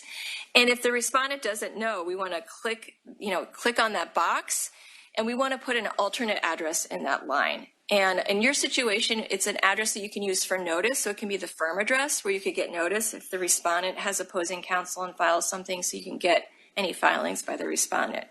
But it's important that you use that alternate address. It's easy to miss because it's a small little box there, but that's very important for safety reasons that gets filled out that way. I also want to quickly mention that when you have an on behalf of case, which can sometimes happen, remember those are cases where someone is filing on behalf of someone else who can't file because of age or disability. Some of these sections get filled out a little bit differently. The caption gets filled out a little bit differently. And then for on behalf of cases, if the petitioner and the minor child or adult live in different places, there's a section to fill that out as well. So you just need to be cognizant of that. If you have an on behalf of case, some of the lines get filled out differently and the guide explains to you how to do that. Just be aware of it. And if you have any questions, someone is always there. It's usually me to help help you fill these out and answer your questions as well. But it can get a little bit confusing with on behalf of cases. I also want to mention paragraph C. This is where you're checking the boxes to indicate to the court the required relationship under the Illinois Domestic Violence Act, how the parties are related, as defined as family or household member under the Illinois Domestic Violence Act. Quickly flipping over to page 20. Paragraph E, it says, as referred to herein, the minor children are. So I want to mention to you that minor children is a term of art in orders of protection. It actually means the children that the petitioner and the respondent have in common. That's how it's defined. So that's what we're including when we say minor children. And we need to list the names of the children and their birth dates. But this is only the children that the parties have in common. Okay, so that's important. This is where mistakes usually happen in paragraph E. Yep, go ahead. They have to be actual minors? Yes. Yeah. They have to be children. They have to be under 18. Mm-hmm. Where would you put if one of them had other children? We can list them as protected parties under paragraph I, which we'll talk about as well. So paragraph F, so just following along, paragraph F. So if you have minor children listed on paragraph E, but there's no legal parentage established to those children, then they get listed on paragraph F. So remember that determination is really important. We set that forth in the affidavit. So we're listing any children that they have in common, but there's no parentage established, they get listed under paragraph F. Okay. Let's see. The next thing I want to point out is paragraph I. Okay, now we're getting into the allegation section. Paragraph I is important because this is where we list anybody that we want to protect on the order, okay? Who will be protected as a result of the order? It can be the petitioner. Usually it is, unless it's on behalf of case, and the petitioner isn't the person who needs the protection. It's a minor or someone with a disability. But you don't want to forget to list your client. But it also can include other household members or children or other dependents. So just to speak to the question again, so if the client had children that they're not children in common, but they could still be listed here, okay? One thing I want to point out, just because you're listing minor children on line E, they also have to be listed again on paragraph I. By listing them on paragraph E does not make them protected on the order. They have to be listed on paragraph I. That's a common mistake. Okay, so just because you list them as minor children on paragraph E does not make them protected parties. You must also list them on paragraph I. Okay, flipping on to page 21. You can see J, incidents and effects. We're using the affidavit to describe the incidents, so we just say see attached affidavit. Paragraph K is important. This relates to the asking for the exclusive possession of the petitioner's residence, whether it's shared or unshared. We always ask for this protection. It gives the most amount of protection for our clients. So we always check paragraph box K, okay? However, we have to indicate to the court whether the client has the sole right to occupy the residence or not, okay? And if the client does not, the petitioner does not have the sole right to occupy the residence, we have to do what's called balancing the hardships, okay?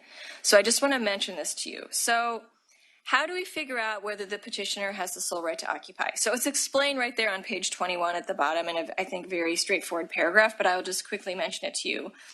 The petitioner has the sole right to occupy if the parties are unmarried and either the respondent has never lived there or if the petitioner is the sole owner or leaseholder of the residence. So in that situation, the petitioner has the sole right to occupy, so you check that first little box under paragraph K. But if the respondent has the right to occupy, and you'll in turn need to balance the hardships, if the parties are married, they're both on the lease or deed, or they both live there and there's no written lease or deed. It's like a month-to-month lease. Okay, in that case, you have to click the next box and do what's called balancing the hardships.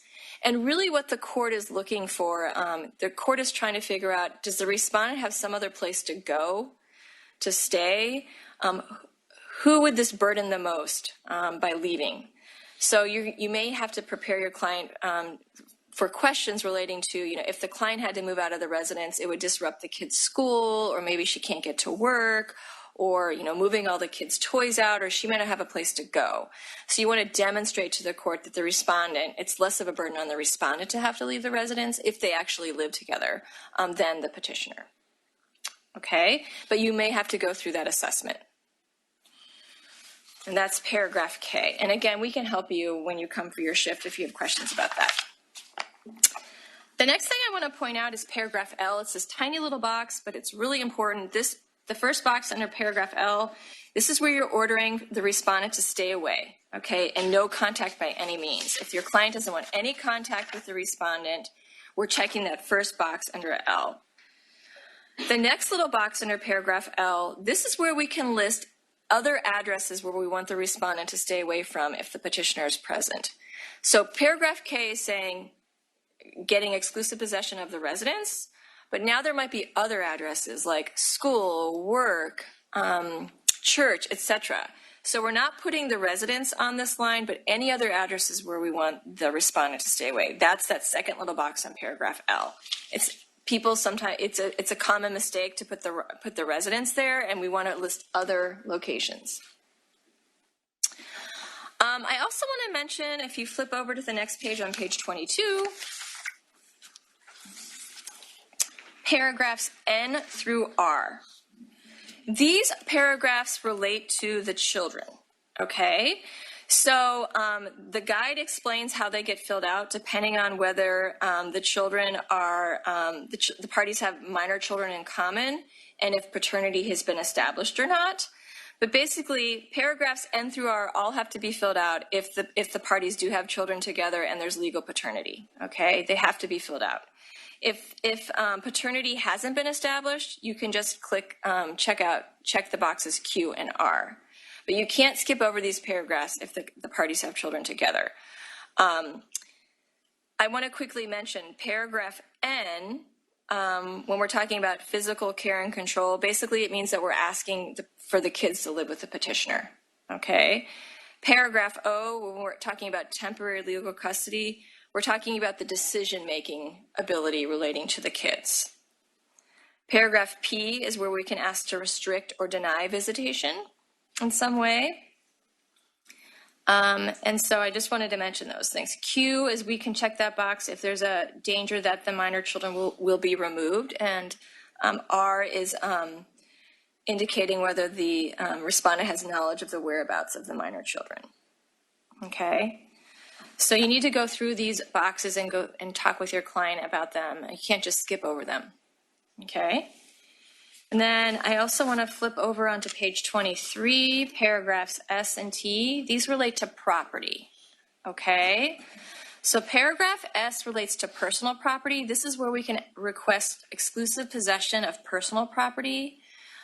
For paragraph S, this is typically where situations where the respondent has property and we're asking, the respondent has the petitioner's property and we're asking for it back. So that's how we fill out paragraph S. Does that include bank accounts? I haven't seen a bank account ever listed on there. I think it's more like physical personal property. Are bank accounts considered personal property? I'm not sure, to be honest. I haven't seen that before. So that would have to be a question that have to go to one of our senior attorneys. And then paragraph T relates to the protection of personal property. Okay, so things like in the interior and exterior of a residence, you're going to protect that property. You don't want the respondent to come and like break a window. Or you can also list things like a car that you want protected, other things like that where you think there's a risk that it could be damaged. So that's paragraph T. Let's see. Paragraphs U and V are where you can protect pets. Yep, did you have a question? Yeah. So I'm just wondering, for the purpose of the affidavit, Yeah. how much additional supporting information would you have to put in there to support whatever you're checking off here? So it seemed like the one example was about the danger to herself, examples.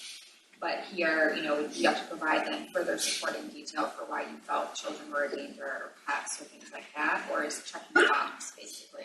I mean, you're basically, if there have been incidents where the children have been involved or they've witnessed the abuse or they've been present during the abuse, you definitely want to include those children. But the statute does allow clients to protect themselves and their minor children or other household members. There doesn't have to be abuse that occurred in respect to those people. So like grandma may live with them and she may never have been a victim of the abuse, but you can still protect grandma.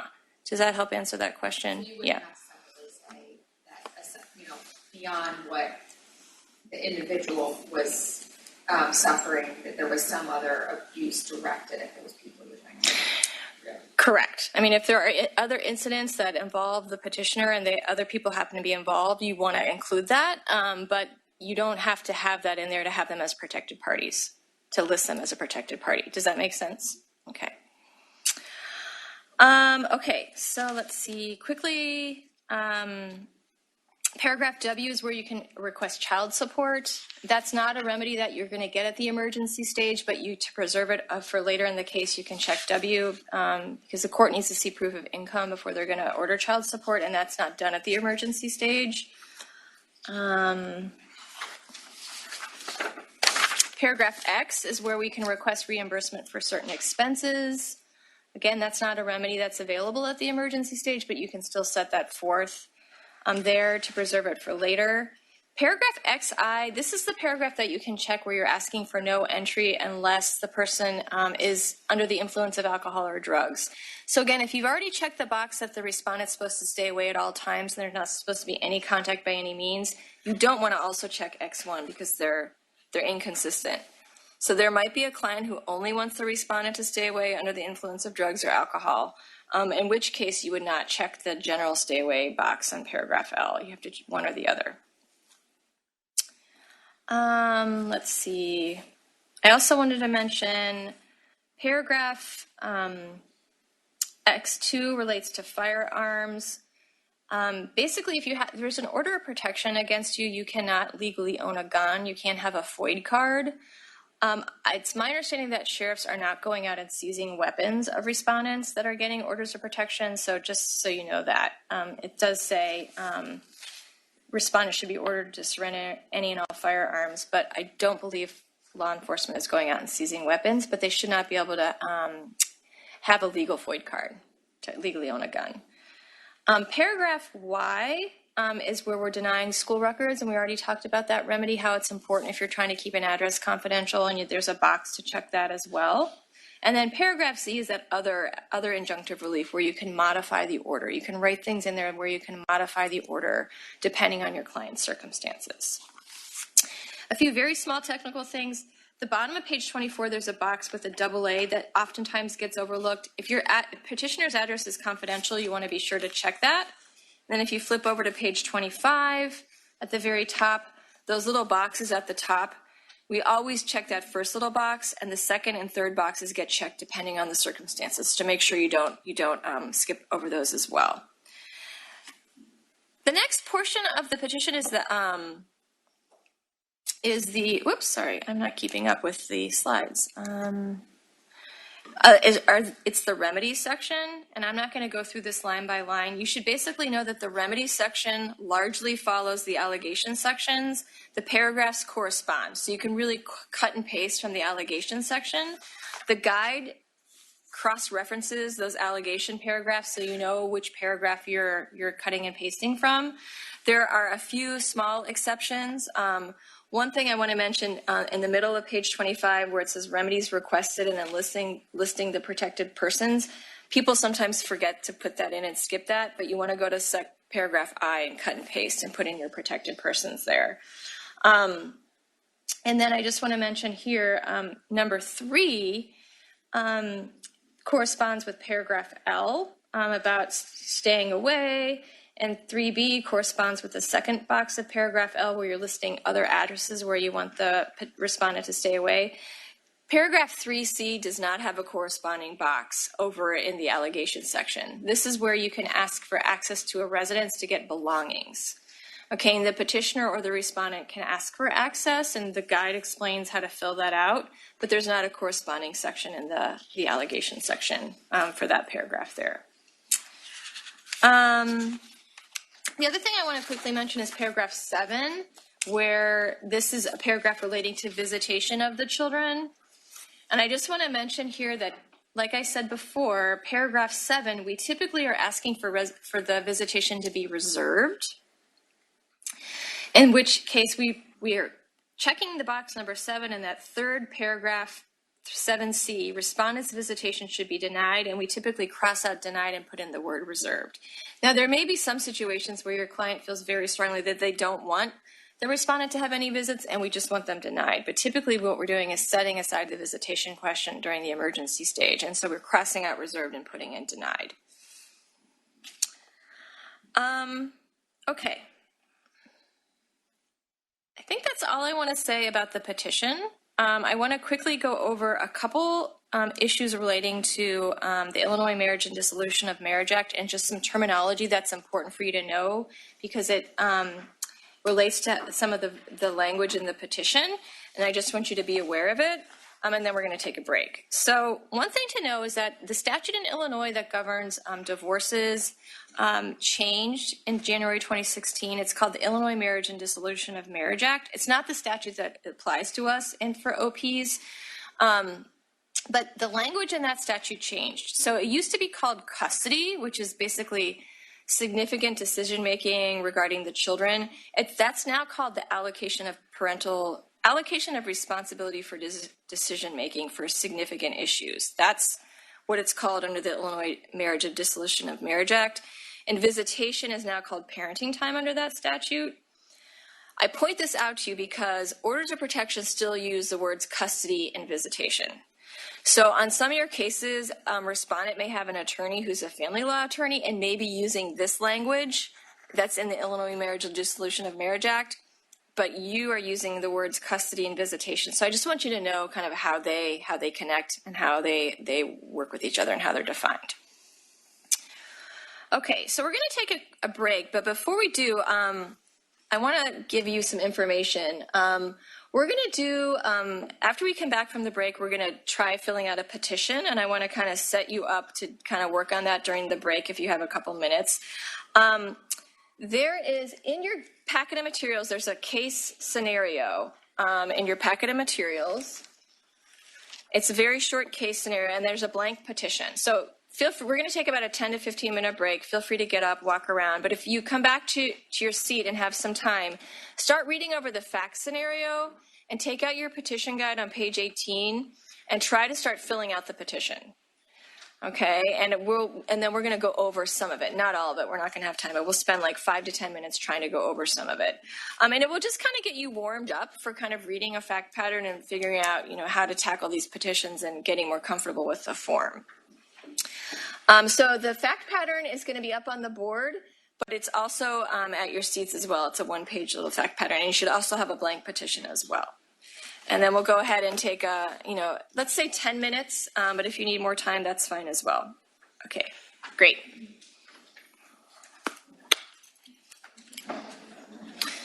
So it's 1:15, we'll reconvene at, say, 1:25, okay?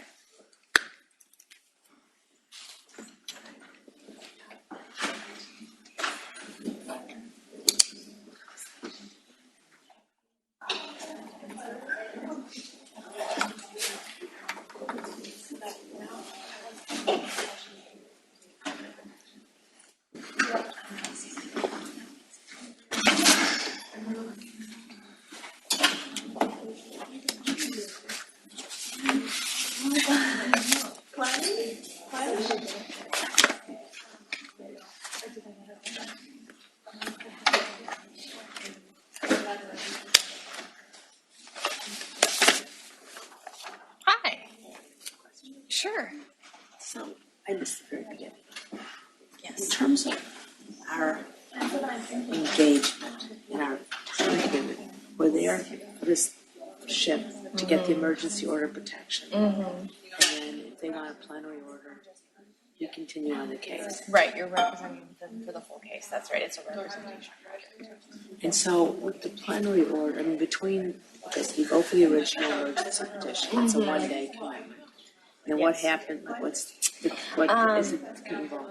Yeah, and we're going to talk a little bit more about this in the rest of the training, but I can give you a brief snapshot. So you're going to get you're going to get the emergency order, and there's going to be a return date listed at the bottom, and it's usually 21 days. Okay. So you're going to come back to court for that first return date. At that point, some clients don't want to proceed. They don't want to get the full order, in which case you just need to step up and let the court know that, and you're done. But sometimes, the client does want to proceed, and different things can happen. But basically, you might be coming back to court 2 or 3 different times for checking your status in service as a respondent, and then you may be able to enter an order by default, or you may be setting the case for a contested hearing. And those usually are being set out at like 2.5 to 3 months out. So, so you're not going to be busy on the case that whole time, but you will at some point during that time have to prepare for the contested hearing and represent the client for the hearing. Okay, so you get your emergency order, and then you said you may have to go back to court to find out if the respondent has been served. You would definitely have to go back to court. Yeah, if your client wants to proceed, or even if your client doesn't want to proceed, you're going to come back in 21 days, and you're either going to let the court know that your client doesn't want to proceed, in which case then the case gets dismissed. But if your client does want to proceed, you're checking on service, you're seeing if the respondent's been served, if he has, he shows up, or she has, the respondent, you may be able to negotiate an agreed order with the respondent right then and there. You may be setting it for a hearing. There may be some continuances to allow the respondent to get an attorney. Usually these cases wrap up in, I'd say, 2 or 3 months on average, but it can be longer or shorter depending on the circumstances. And one is a transactional attorney who's never been in court. Yeah. So that's why when you started saying contested hearings and things like that makes me less inclined. Do you usually have litigators doing these cases? We have a range. We have some transactional people who do it, but we also have litigators. It really depends. So sometimes transactional people might partner. If it ends up getting set for a hearing, you can have a litigation person to come help you and kind of co-counsel with you on the case. Would it have to be someone from your firm? Yes, because the client Is confidentiality represented. reasons. Yeah. Because you're entering into a client engagement letter with the firm. Yeah. So, you don't have to have someone do that, but, some people do. Like Lincoln Watkins has a lot of times as a litigation partner.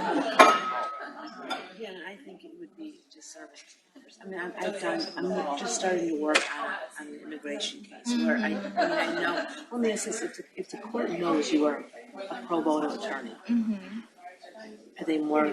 Will they work with you more? Or are they really expect rules of court? And you how to will handle need. proceeding? You will, yeah. You need to know the rules of evidence and know how to. I certainly wouldn't. You have to prep.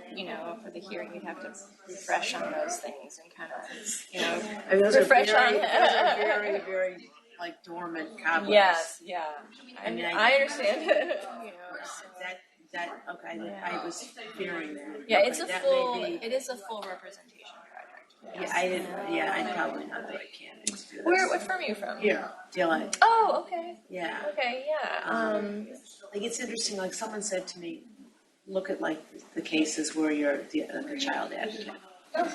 Is it Kala? Child advocacy. Well, CDLS does some child rep work, I believe, and some guardianship work. Yeah, they're not expecting you. They're not expecting no rules of court. They know you are there in a pro bono capacity. Yeah, I guess it's hard for me. If you had a contested hearing, you'd be expected to be able to get through the hearing. Now, of course, the judges are usually pretty nice, and if it's your first time. I would just. Okay, I'll talk to you.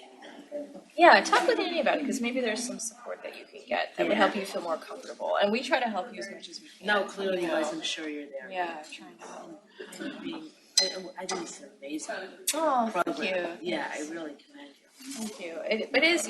And for some, you know, they want that litigation experience and they're trying That's to what get I was it. thinking, yeah. And some, you know, if they're transactional attorneys, it's like, this is less comfortable for me. And some feel okay with doing it. And it just depends on your comfort level.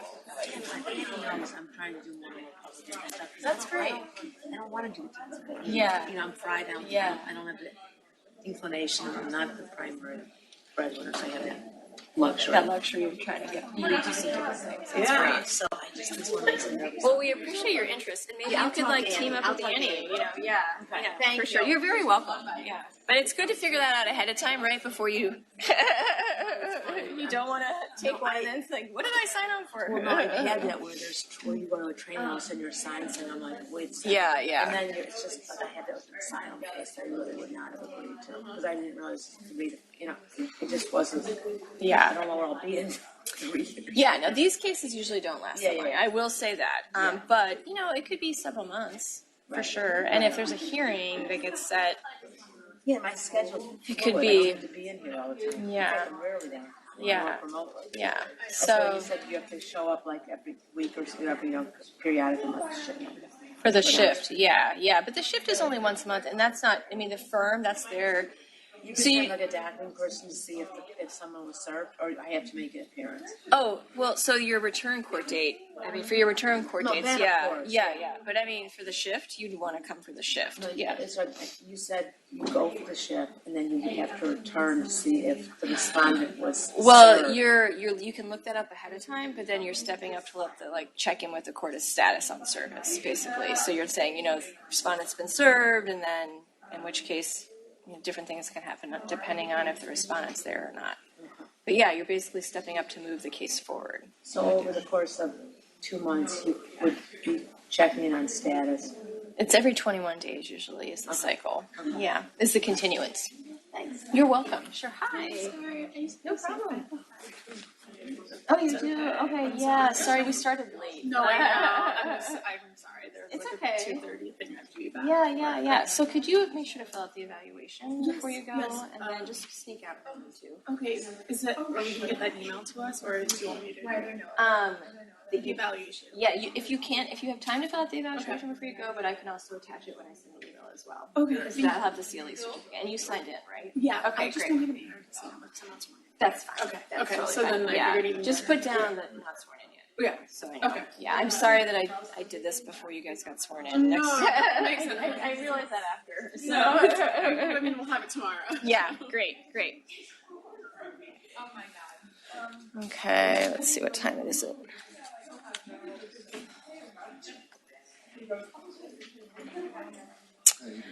Okay, guys, I want you to work on your petition exercise. All right, take a couple minutes to do that and start trying to fill it out. Look at the facts and start trying to fill that out. That exercise, the petition, because we're going to go over it in the next few minutes here. And I'm also going to take a picture or two of you guys, if that's okay. So, hi. Just really quick, do you have an extra copy of the petition and the sample? I got here late, so I'm sorry if I'm a little... Sure.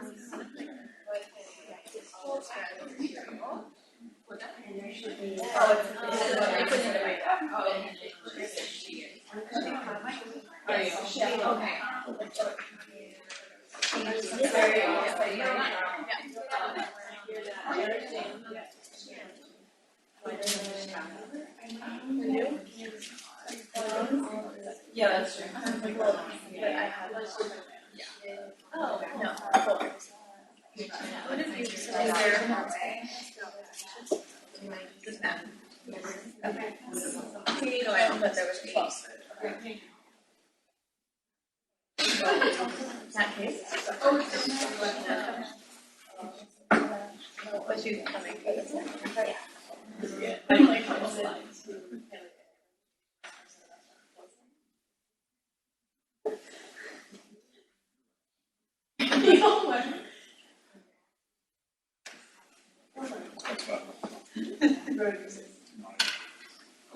The one in the top. Earnest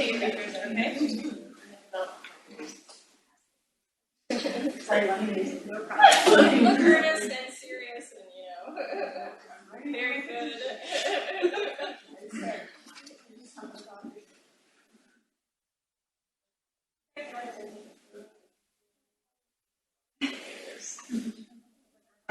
Yes.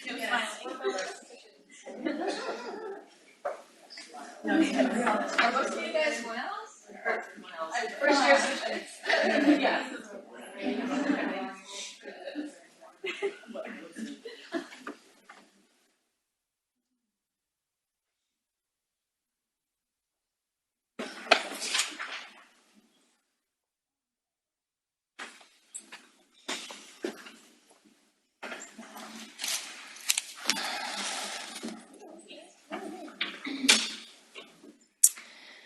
I'm going to give you all a few more minutes. I'm going to go grab a cup of coffee and I'll be right back. So I haven't forgotten about you.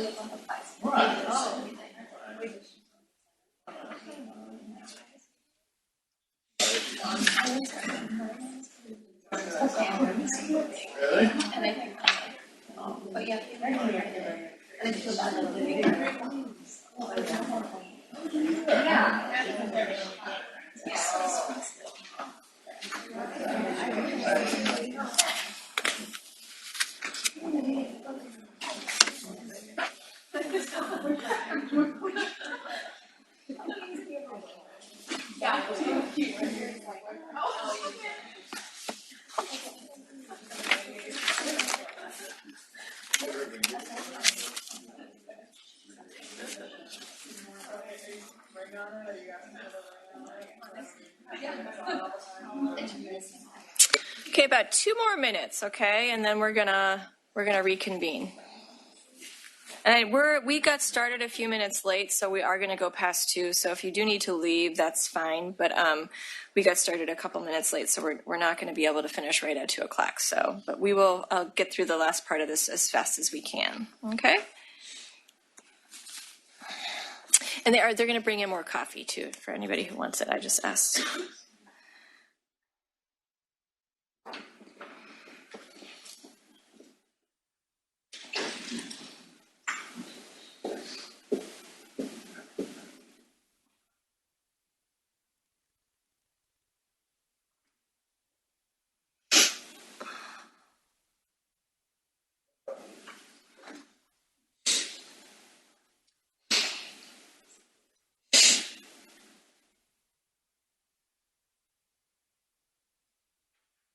Okay, why don't we go ahead and quickly get started. We're not going to have time to go through the whole petition, but I just wanted to spend a few minutes to kind of give you a feel for what it's like to fill out a petition based on some of the things that we talked about in the training. So the first thing I do want to quickly point out is when you come for a shift in your manual on pages 46 through 47, there's some really good tips about how to fill out the paperwork and common mistakes and things that you can avoid. So I really recommend reading over that before you come for a shift. It gives you some good reminders, helpful practical tips. So it's going to help you avoid common errors. Okay, so let's take a look at the petition. The first question I have for you, is this an on behalf of case? No.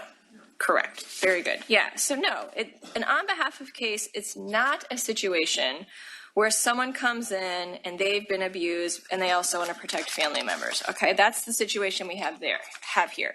An on behalf of case is a situation where the primary person who needs the protection can't file on his or her own. Okay.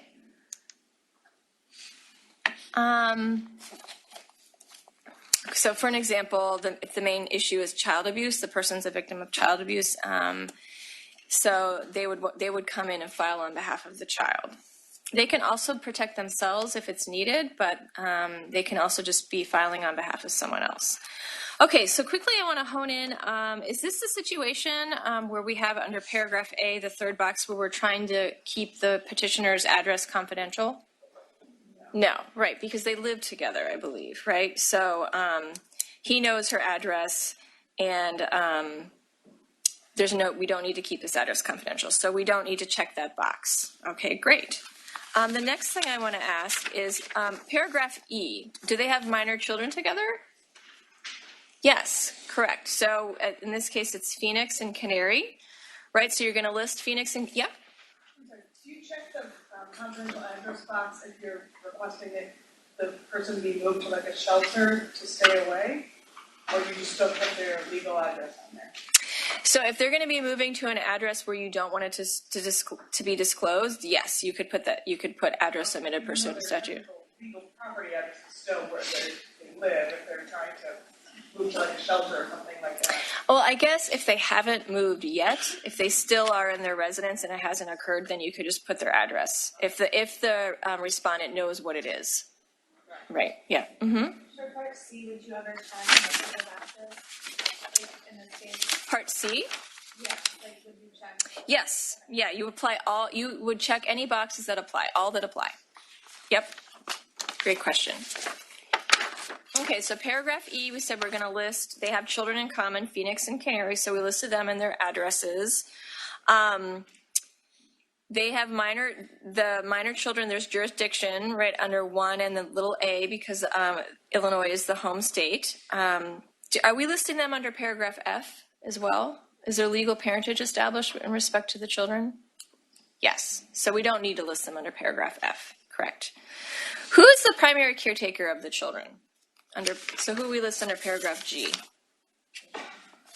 Regina, right? And the facts tell us this, right? She's the one who's taking care of them. She's taking them to doctor appointments, homework, school. So she's the primary caretaker. Paragraph I, who do we want to list as protected persons on this order? Yep. On H, would you also check multiple boxes in case one of them? Yeah, all that apply. Okay.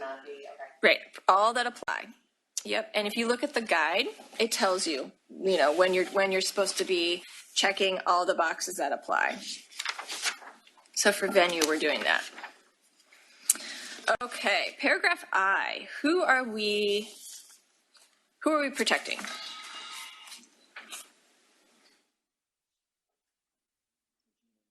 Regina and the children. Yep, she wants them to be on the order. I think the facts tell us this. She wants him to stay away.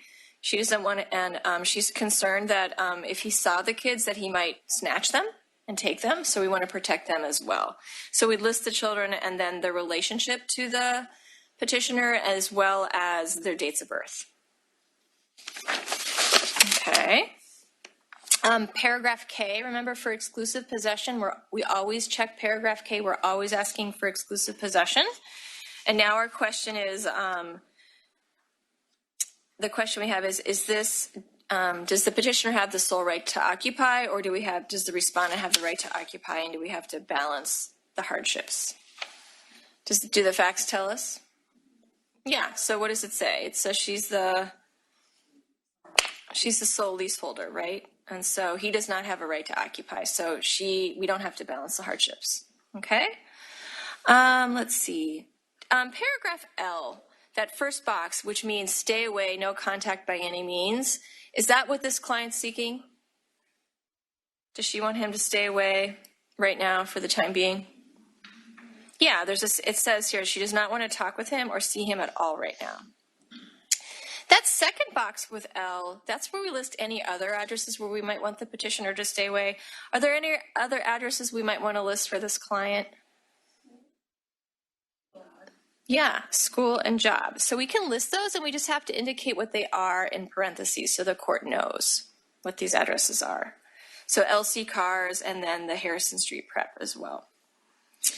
Does she have, the facts don't tell us, well, I guess one thing, just to back up, paragraphs N through R, these are minor children where legal parentage has been established, so we have to fill out all those boxes. Okay, so she's asking to be the primary caretaker of the children. Right now, she doesn't want any visits, so we could either ask that they be denied or reserved. She's also afraid they could be snatched, so we want to check paragraph Q. So if you look at the guide, it gives you directions about how to fill out these boxes when you have minor children where there's legal parentage. Okay, so you don't want to skip over those. Those should be addressed.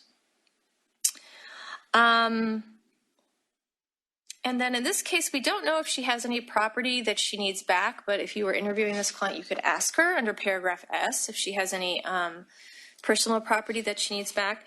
But paragraph T, we would definitely want to list her interior and exterior of her residence, and you could put the address down because the respondent knows what it is. And then we'd also probably want to list her car. Okay, we want to protect the car as well. The facts tell us that she has a car, so we want to include that as well. Okay, and then basically after that, at the very end, she could ask for child support. It's not a remedy she'll get at the emergency stage, but she could still request it to preserve that. It doesn't seem like this is a case where she only wants him to stay away when he's under the influence of alcohol or drugs, so we would not check X1. But this might be a case where we do want to restrict his access to school records because she wants to limit his access to the children. So we'd want to check that box as well. And then under paragraph C, if there's any other injunctive relief that any reason why we need to modify the order, we would want to put that information in there if there's something else that she wants, that she needs or wants that's not addressed in the other allegations. We're not asking for the address to be kept confidential, so we're not going to check AA, that box. But we are going to check the first little box with the I because we always do. And then the second box and the third little I box, those only get checked if we're trying to seek exclusive possession of property or a residence and we need to balance the hardships. And that's not the case here. And then basically the next section is the remedies, and it's just repeating the allegations. We'd be cutting and pasting for the most part from the allegation section. And if you follow through the petition guide, it explains how to do that. It cross-references it. Okay, so we don't have time to go through it line by line, but I just want to kind of give a feel for kind of how this gets filled out and kind of where you're going to, how you're going to be looking at the information. Does anybody have any questions? Does that make sense? And believe me, I know when you come for a shift, you're not going to know how to do all this, and we can help answer your questions, and we're happy to review the paperwork for you before you file it. Okay, great. Then we are going to officially leave the petition, and we're going to talk about very quickly the other paperwork that has to get filled out when you're filing for an order of protection. There's samples of these in the manual, and I'm going to briefly direct you to the pages where they're located so you can glance at them as we're going to briskly move through this and then move on to court procedures and your return court dates before we wrap up. The other things that are required for a filing, there's a cover sheet. It's on page 31 in your manual. There's a DV cover sheet that gets filled out. The thing to point out about this is in the caption, you have to put the party's date of birth. It's only on this caption, but for some reason you have to do that, and you want to remember to fill out the bottom, the signature area of the sheet. You're also preparing a summons, and this lets the sheriff know where to serve the respondent. It's a two-sided document. In Cook County, service is automatic, so we file it with the clerk's office, and they send it over to the sheriff if an emergency order is issued. There's also a sheriff's information sheet. So the summons is on page 32. The sheriff's information sheet is on page 33. This is more detailed information that we're giving to the sheriffs about the respondent to help them effectuate service. More details about description, that sort of thing. Yep. And there are no fees associated with this? Correct. There are no fees for petitioners. Good question. There's also another thing that gets filled out that's very important. It's on page 43 is an emergency order of protection.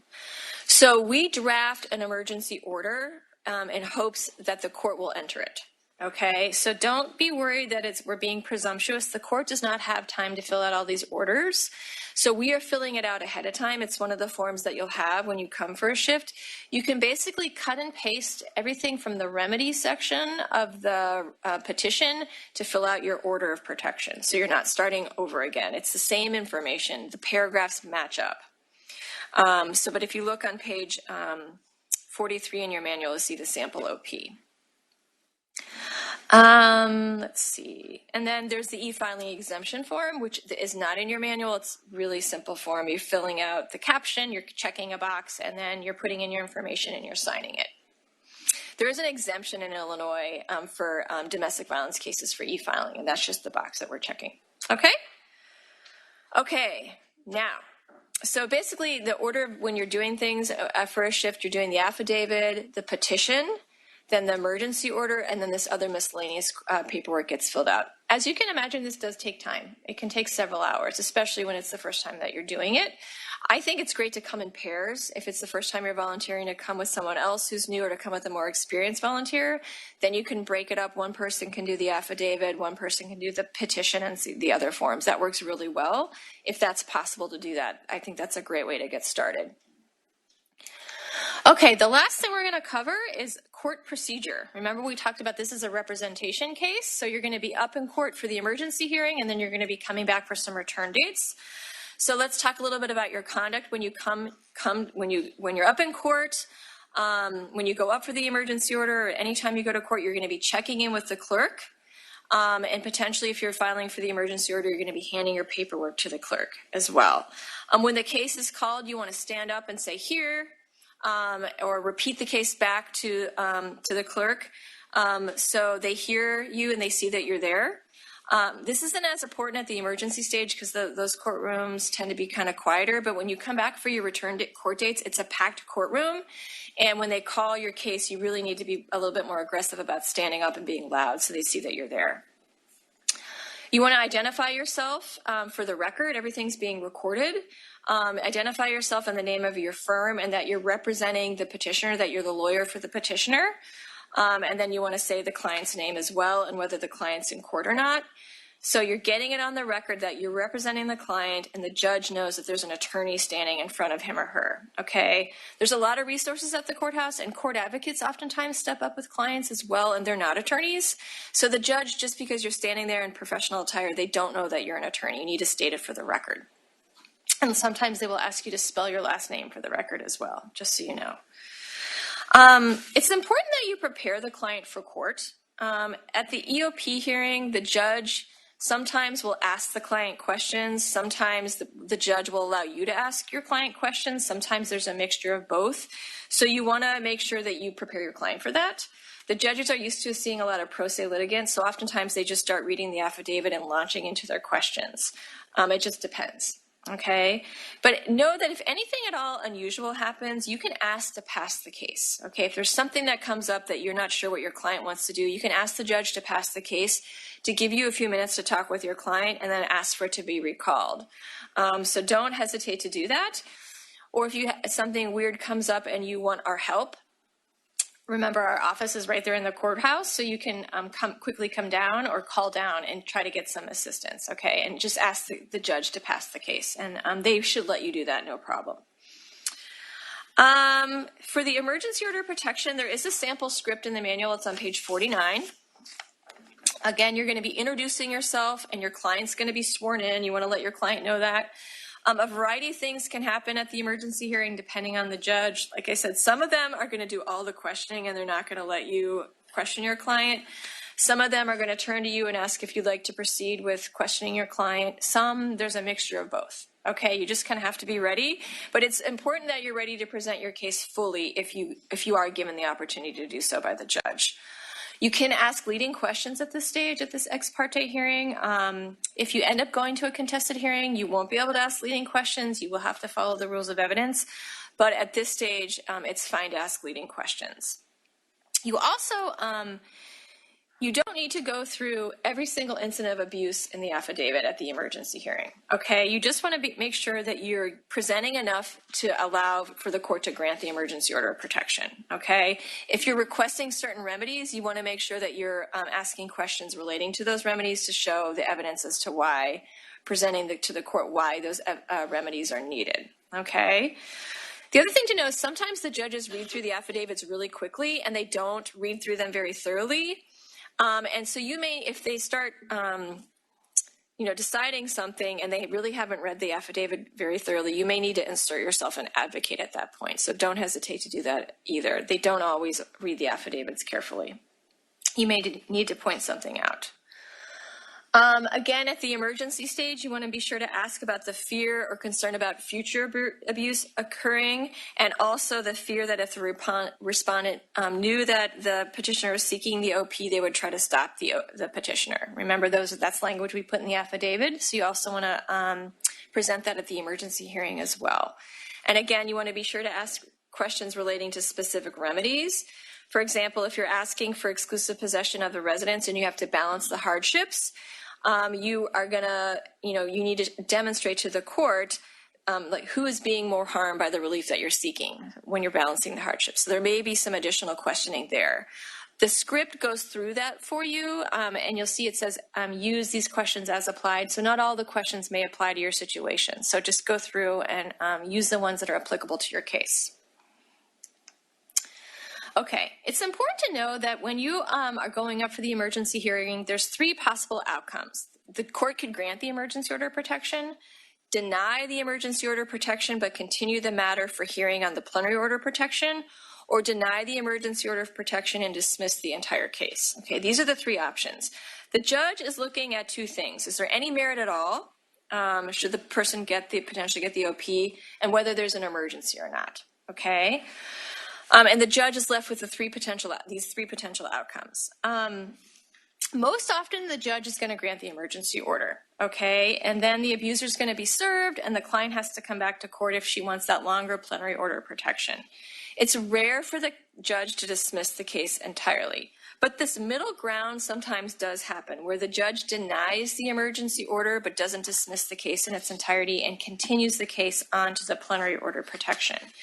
In these situations, the respondent is still going to be served, okay? But there's no emergency order in place to protect the client.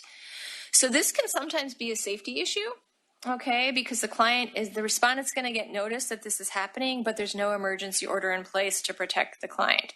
So it's important that you discuss this with the client ahead of time, this possible option, so that, because right then and there, you can ask to withdraw the petition and withdraw the case. You don't need to proceed. So the client may not feel comfortable with proceeding if the abuser is going to be served, but there's no EOP in effect. The client will still have the same protections as before, meaning they can call the police if something happens, but they're not going to have that emergency order that says no contact at all. Okay, so again, you want to talk about this ahead of time, or you can ask to pass the case and talk with your client and then step back up. I'd say usually with our clients, 8 out of 10, if this happens, they usually do want to proceed, but there are those rare cases where they're just safety is a concern and they don't want to move forward. Okay, so if the middle ground occurs where the case continues or the emergency order of protection is granted, the next thing that happens is that the respondent's going to be served. So in Cook County, it's automatic. You've already filed the summons in the sheriff's information sheet. The clerk's office sends it over to the sheriff in Cook, and the sheriff is going to go out on an expedited basis and try to serve the respondent a couple times. They're going to make a couple attempts for personal service. If it's outside of Cook County, and basically before I say that, what the sheriff does is they prepare this thing called a proof of service or an affidavit of service. They fill that out and they send it back to the clerk's office, and it gets placed in the file before the next court date. And you can look up service on the sheriff's website or call the sheriff's office to figure out if the respondent has been served or not. But you will need to check that, figure that out before your first return date after the EOP hearing. If it's outside of Cook, it's not automatic. You have to contact the sheriff's office in the the county where the respondent is residing or wherever you want service to take place and ask them what they need in order to serve. And they'll tell you what to send over. Usually it's, X number of copies of the petition, the order, and all the paperwork. But you need to reach out to them and ask that, okay? Okay, so after that initial emergency hearing, you are going to have some return court dates where you're coming back to court and you're representing the client, and different things can occur on these different dates depending on what's happening in the case. That first return date, there's a couple different options. You could proceed to hearing on the plenary order for plenary order protection. You might be able to proceed to get a default order and request that the plenary order is entered by default. You can enter a plenary order of protection by agreement, negotiate some sort of agreement with the respondent. There are instances where you might be continuing the case and extending that emergency order protection, or you could be terminating the emergency order and dismissing the case. Pages 52 through 54 of the manual discuss these possibilities and kind of what to do next depending on the situation. So I do recommend reviewing that. I'm not going to go through it line by line, but it kind of talks about these options. I want to talk about continuances right now. One thing to know is that when you get your emergency order, at the bottom, it's going to say that the case is set for hearing, and it's going to give you a date. It's usually either 14 days out or 21 days out, because remember, the emergency orders can only last that long, and then they have to extend them. But I want you to know that it's rare if that the cases are not going to go to a contested plenary hearing on that first return date. Okay, you're going to be able to step up, and usually the judge is just looking at whether there's service has been obtained or not, and if different things will happen depending on whether there's been service. But you're not going to have to be ready to go to a hearing at that first return date. The judge, even if the respondent shows up and says, I want a hearing, the judge will allow you to continue the case at least once to prep for a hearing. At this point, they're setting hearings 2.5 to 3 months out. And the judge has you on the call for a quick status, and you're not on the call for a contested hearing. So you will not have to worry about coming back that first return date and having a hearing. It is very common to have continuances for service or to set a hearing date, or sometimes the respondent, if he's served, he'll come in, or she's served, they come in and they ask for an attorney. So sometimes they'll continue the case to allow respondent to obtain counsel. But the thing to know is that if the matter does get continued, which sometimes it often does, it can take several attempts at getting service. It's important that the EOP gets extended and that the case gets continued. Okay, and the court's going to do this in a thing called a disposition order. We'll set those things out, and you'll get that order, and you can take it with you and give you a copy to your client. There's a sample disposition order on page 59 of the manual, so you can kind of see what they look like. So basically, you might be, for these return court dates, you're going to be stepping up, identifying yourself, and then maybe asking for an extension because service hasn't been obtained yet. A couple quick practical pointers. One, I want to let you know that when you go into court, you want to check for your line number on the sheet outside of the courtroom. They do call attorney cases first, so you can check in with the clerk and let them know you're an attorney, that you're there on line such and so, and then they will call your case first after the interpreter cases. Secondly, sometimes the judges will ask you if you filed an appearance. So I want to let you know that if you have helped the client and you filed the emergency order of protection, you're already the attorney on record, and you don't need to file an appearance because you're already the attorney on record for the client. But sometimes people step up in these cases after the client has obtained an emergency order and they've filed pro se, in which case they need to file their appearance with the court, and they ask for leave to file an appearance. But so don't be thrown by that. You've already you've filed the petition, you're the attorney on record, so you don't need to file an appearance, but the judges will usually typically ask that. So I just want to mention that practical tip. It can throw you. I want to mention another thing. Let's see.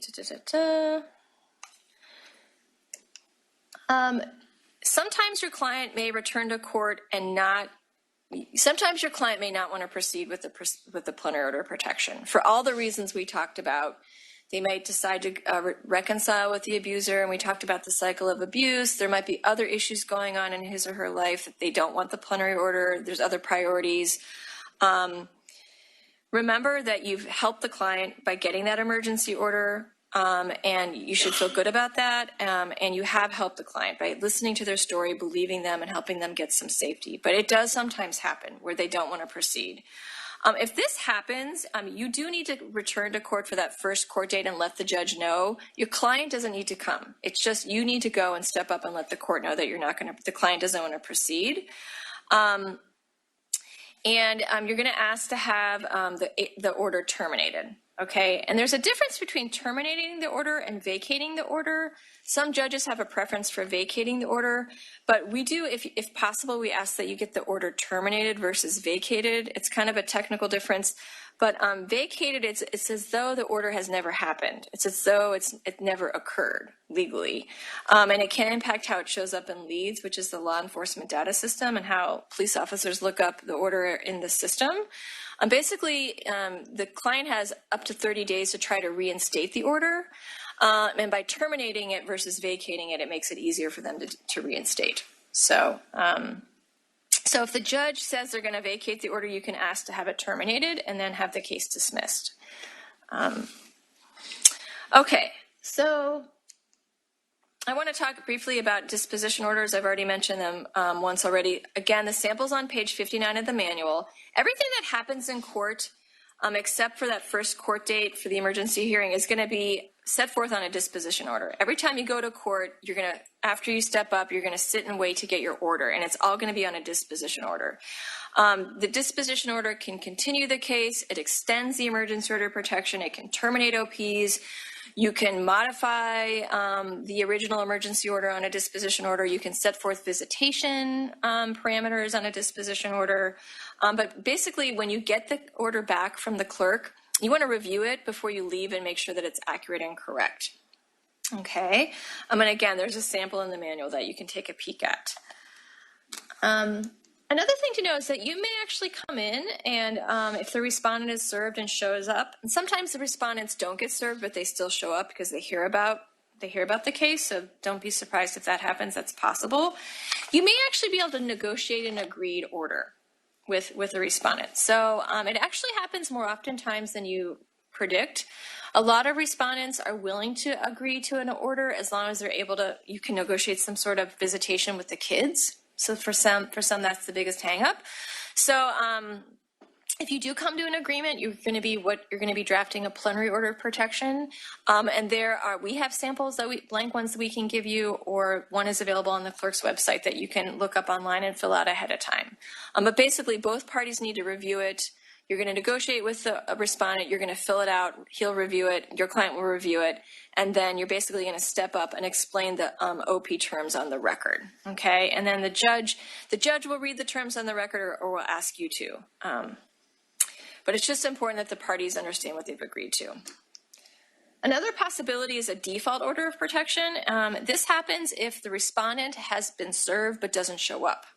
We can ask for a default order to be entered in those situations. It's rare for the judge to ask for testimony relating to the abuse, but basically they are typically just ask if the things set forth in the petition are still true and correct, and if the petitioner still wants the same relief. The judge may want to establish some grounds, some basis for the allegations before granting the order, but typically there's just a few very quick questions, and then the judge is willing to enter the default order. There is a script on page 64 of your manual, though, for the default to enter a default plenary order. So it's important that you look up whether service has been obtained or not, because if service has been obtained before and you come in and the respondent hasn't shown up, you can be ready to enter that default order right then and there. So there are situations where you're going to end up going to a plenary hearing on the order, a contested plenary hearing. Okay, and it's important that there are some hearing prep documents in the manual. There's some steps that laid out there how to prep for the hearing. One very important thing is to prepare your client for the hearing.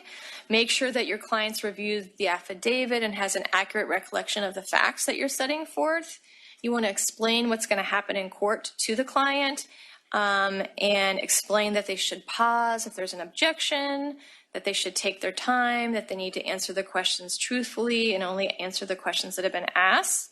The client should know how you're going to ask the questions about the incidents of abuse, and you should practice your direct exam with your client, okay? You can also ask the client what he or she thinks the respondent is going to say, and this is a great way to prepare for cross. Is the respondent going to try to deny or minimize or blame or throw out bad facts about the petitioner? You should know that ahead of time, and again, this can help you prep your cross. It also could be tough for the client to control emotions, okay? But they have to remember that the way they're acting in court is a big reflection on them, and that they need to control those emotions, and how they present themselves does matter and can impact the judge, okay? So they shouldn't be saying, having outbursts or shaking their head or making any sort of noises or anything like that, because that would be frowned upon, I would say. If the respondent is pro se and wants to ask questions of the petitioner, the respondent can have the judge ask the questions to the petitioner. There won't be a direct back and forth questioning between the respondent and the petitioner. Yep. Mm-hmm. Do you ever have instances where other witnesses come in? Yeah. Absolutely. There might be other witnesses that you can bring in for the case too, and you want to prepare them as well. Yep. Okay, again, and you want to discuss any possible witnesses and evidence and review the rules of evidence as well. So for the hearing, you definitely want to speak with witnesses personally ahead of time to figure out what they know, what they can testify to, if they have personal knowledge. They may be helpful, they may not be helpful, so you have to talk with them to figure out if there's anything relevant. If you do have witnesses at that hearing, they can't be in the courtroom while other people testify, okay? The judge will usually handle this and swear everybody in ahead of time, and then ask the other witnesses to wait in the hallway while one of the witnesses is testifying. But if for whatever reason that doesn't happen, you can make an oral motion to have the other witnesses excluded prior to the start of the hearing. For the actual hearing, you're going to be doing direct exams, you're going to be asking non-leading questions. You need to go through all the incidents of abuse in the affidavit at this stage. You also want to remember remedies, okay? So you may need to balance the hardships and do some balancing tests, and there's a sample script in your manual that you can use as a guide. But again, don't forget, if you're asking for relief from the court, you should ask questions relevant to that. At cross-examination, this is a chance to point out the inconsistencies in the respondent's story. Be aware of any incidents that the respondent does not dispute, because it's like he's admitting, okay? If he doesn't dispute or deny, it's like he's admitting, and you can argue that an OP should issue as a result. And then your closing argument is really your opportunity to argue your client's need for the OP and to go through the specific remedies requested. So the Illinois Domestic Violence Act, it has strict language that if abuse has occurred, an OP shall issue. So the OP is appropriate where abuse has occurred because of the level of protection it provides. So this is the most appropriate order, and what the order that your client should get if there is abuse, because it provides the protection needed. You can also point out errors in the respondent's case during your closing. If he's admitted to some of the abuse or if he hasn't denied, again, you can point this out in your closing, and then an OP shall issue. For plenary orders of protection, the setup is similar to an emergency order, except for that there's an expiration date on the front page of the plenary order, and on the last page, it tells you when the time frame and when it expires, and there's a sample in the manual on pages 60 through 63. Additional relief can also be granted in the plenary order of protection, including visitation. We often, again, ask that it's reserved at the emergency stage, but at the plenary stage, we can set forth more specific parameters around visitation, as well as we can try to prove up child support and reimbursement for expenses, etc. Of course, you're going to have to put on evidence relating to those things to get that relief. The last thing I want to talk about is just if you are setting up visitation, there are certain safety considerations and factors to consider when you're trying to negotiate visits and set up visits with the respondent, with the children. This can be a little tricky because abusers can be manipulative and might try to use visits as an opportunity to try to abuse the petitioner again. So it's really important that we think about these factors whenever you try to set up some sort of visitation plan. The first thing is you should always have a set schedule, okay? You do not want to leave it up to the petitioner and the respondent to figure out this detail, you want to figure out when will they take place and how long will they last and how frequently. The next thing is exchanges. Okay, how the address as to how and when the children are going to be picked up, dropped off, exchanged, where and how, who will be doing it. It could be at school, it could be at a public place, it could be at a friend's house. Don't leave it up to the petitioner or respondent to figure this out. Okay, it's too much of a burden and it could cause the abuser to violate the order. Third, safety considerations. You want to look at the safety of the client and the kids. So restrictions can be granted regarding the visitation. The most extreme would be supervised visits, where someone is present, but it could be a restriction like, no driving the kids because there's a DUI in the respondent's record. The next thing is that we always want to set out an emergency contact because most orders say that there should be no contact at all between the petitioner and the respondent. So if there is some sort of an emergency, we need a third party who can kind of talk with the petitioner and respondent to communicate, to let them know. So like if the child is sick or there's a car that's broken down, someone who can serve as an emergency contact in those situations. It's a kind of a go-between. Sometimes we have parents who are communicating through this thing called Talking Parent, which is an app that records everything that's said, and it can't be erased or altered, and sometimes that can be used as a way for them to communicate, and if there's any sort of abusive language, we could show it to the court. But basically, visitation should entail an in-depth conversation with your client, discussing with them how they think it should work and what they're agreeable to and what they think will be safe for the kids and for them. And you want to go through this ahead of time before you map out some sort of visitation with the respondent. Okay, so we are done. I know it was a lot of information. Before I ask if there's any questions, I just want to let you know that the next step in this process is to come to an on-site orientation at the courthouse. We have one scheduled for Wednesday, November 14th, and then one in December, and I offer them every month. So when I send you your CLE certificate, I will tell you what the dates are for the November and December orientation, and you can let me know if you can come. And if you can't, then I will just keep communicating with you about future orientations. And your firms also get these dates and can be sending them out to you as well. Okay. The other thing I want to mention is that there's a course evaluation form. Some people snuck out before I got a chance to say this. I will also email this to you. But if you have just a couple minutes to fill it out, I'd really appreciate it so we can get some feedback about the course. That would be really helpful. Feel free to have more food, and they've refreshed the coffee if you'd like. And just, if there are any questions, I'm happy to take them, and just thank you for coming, and thank you for your interest in participating in this project. We really appreciate it.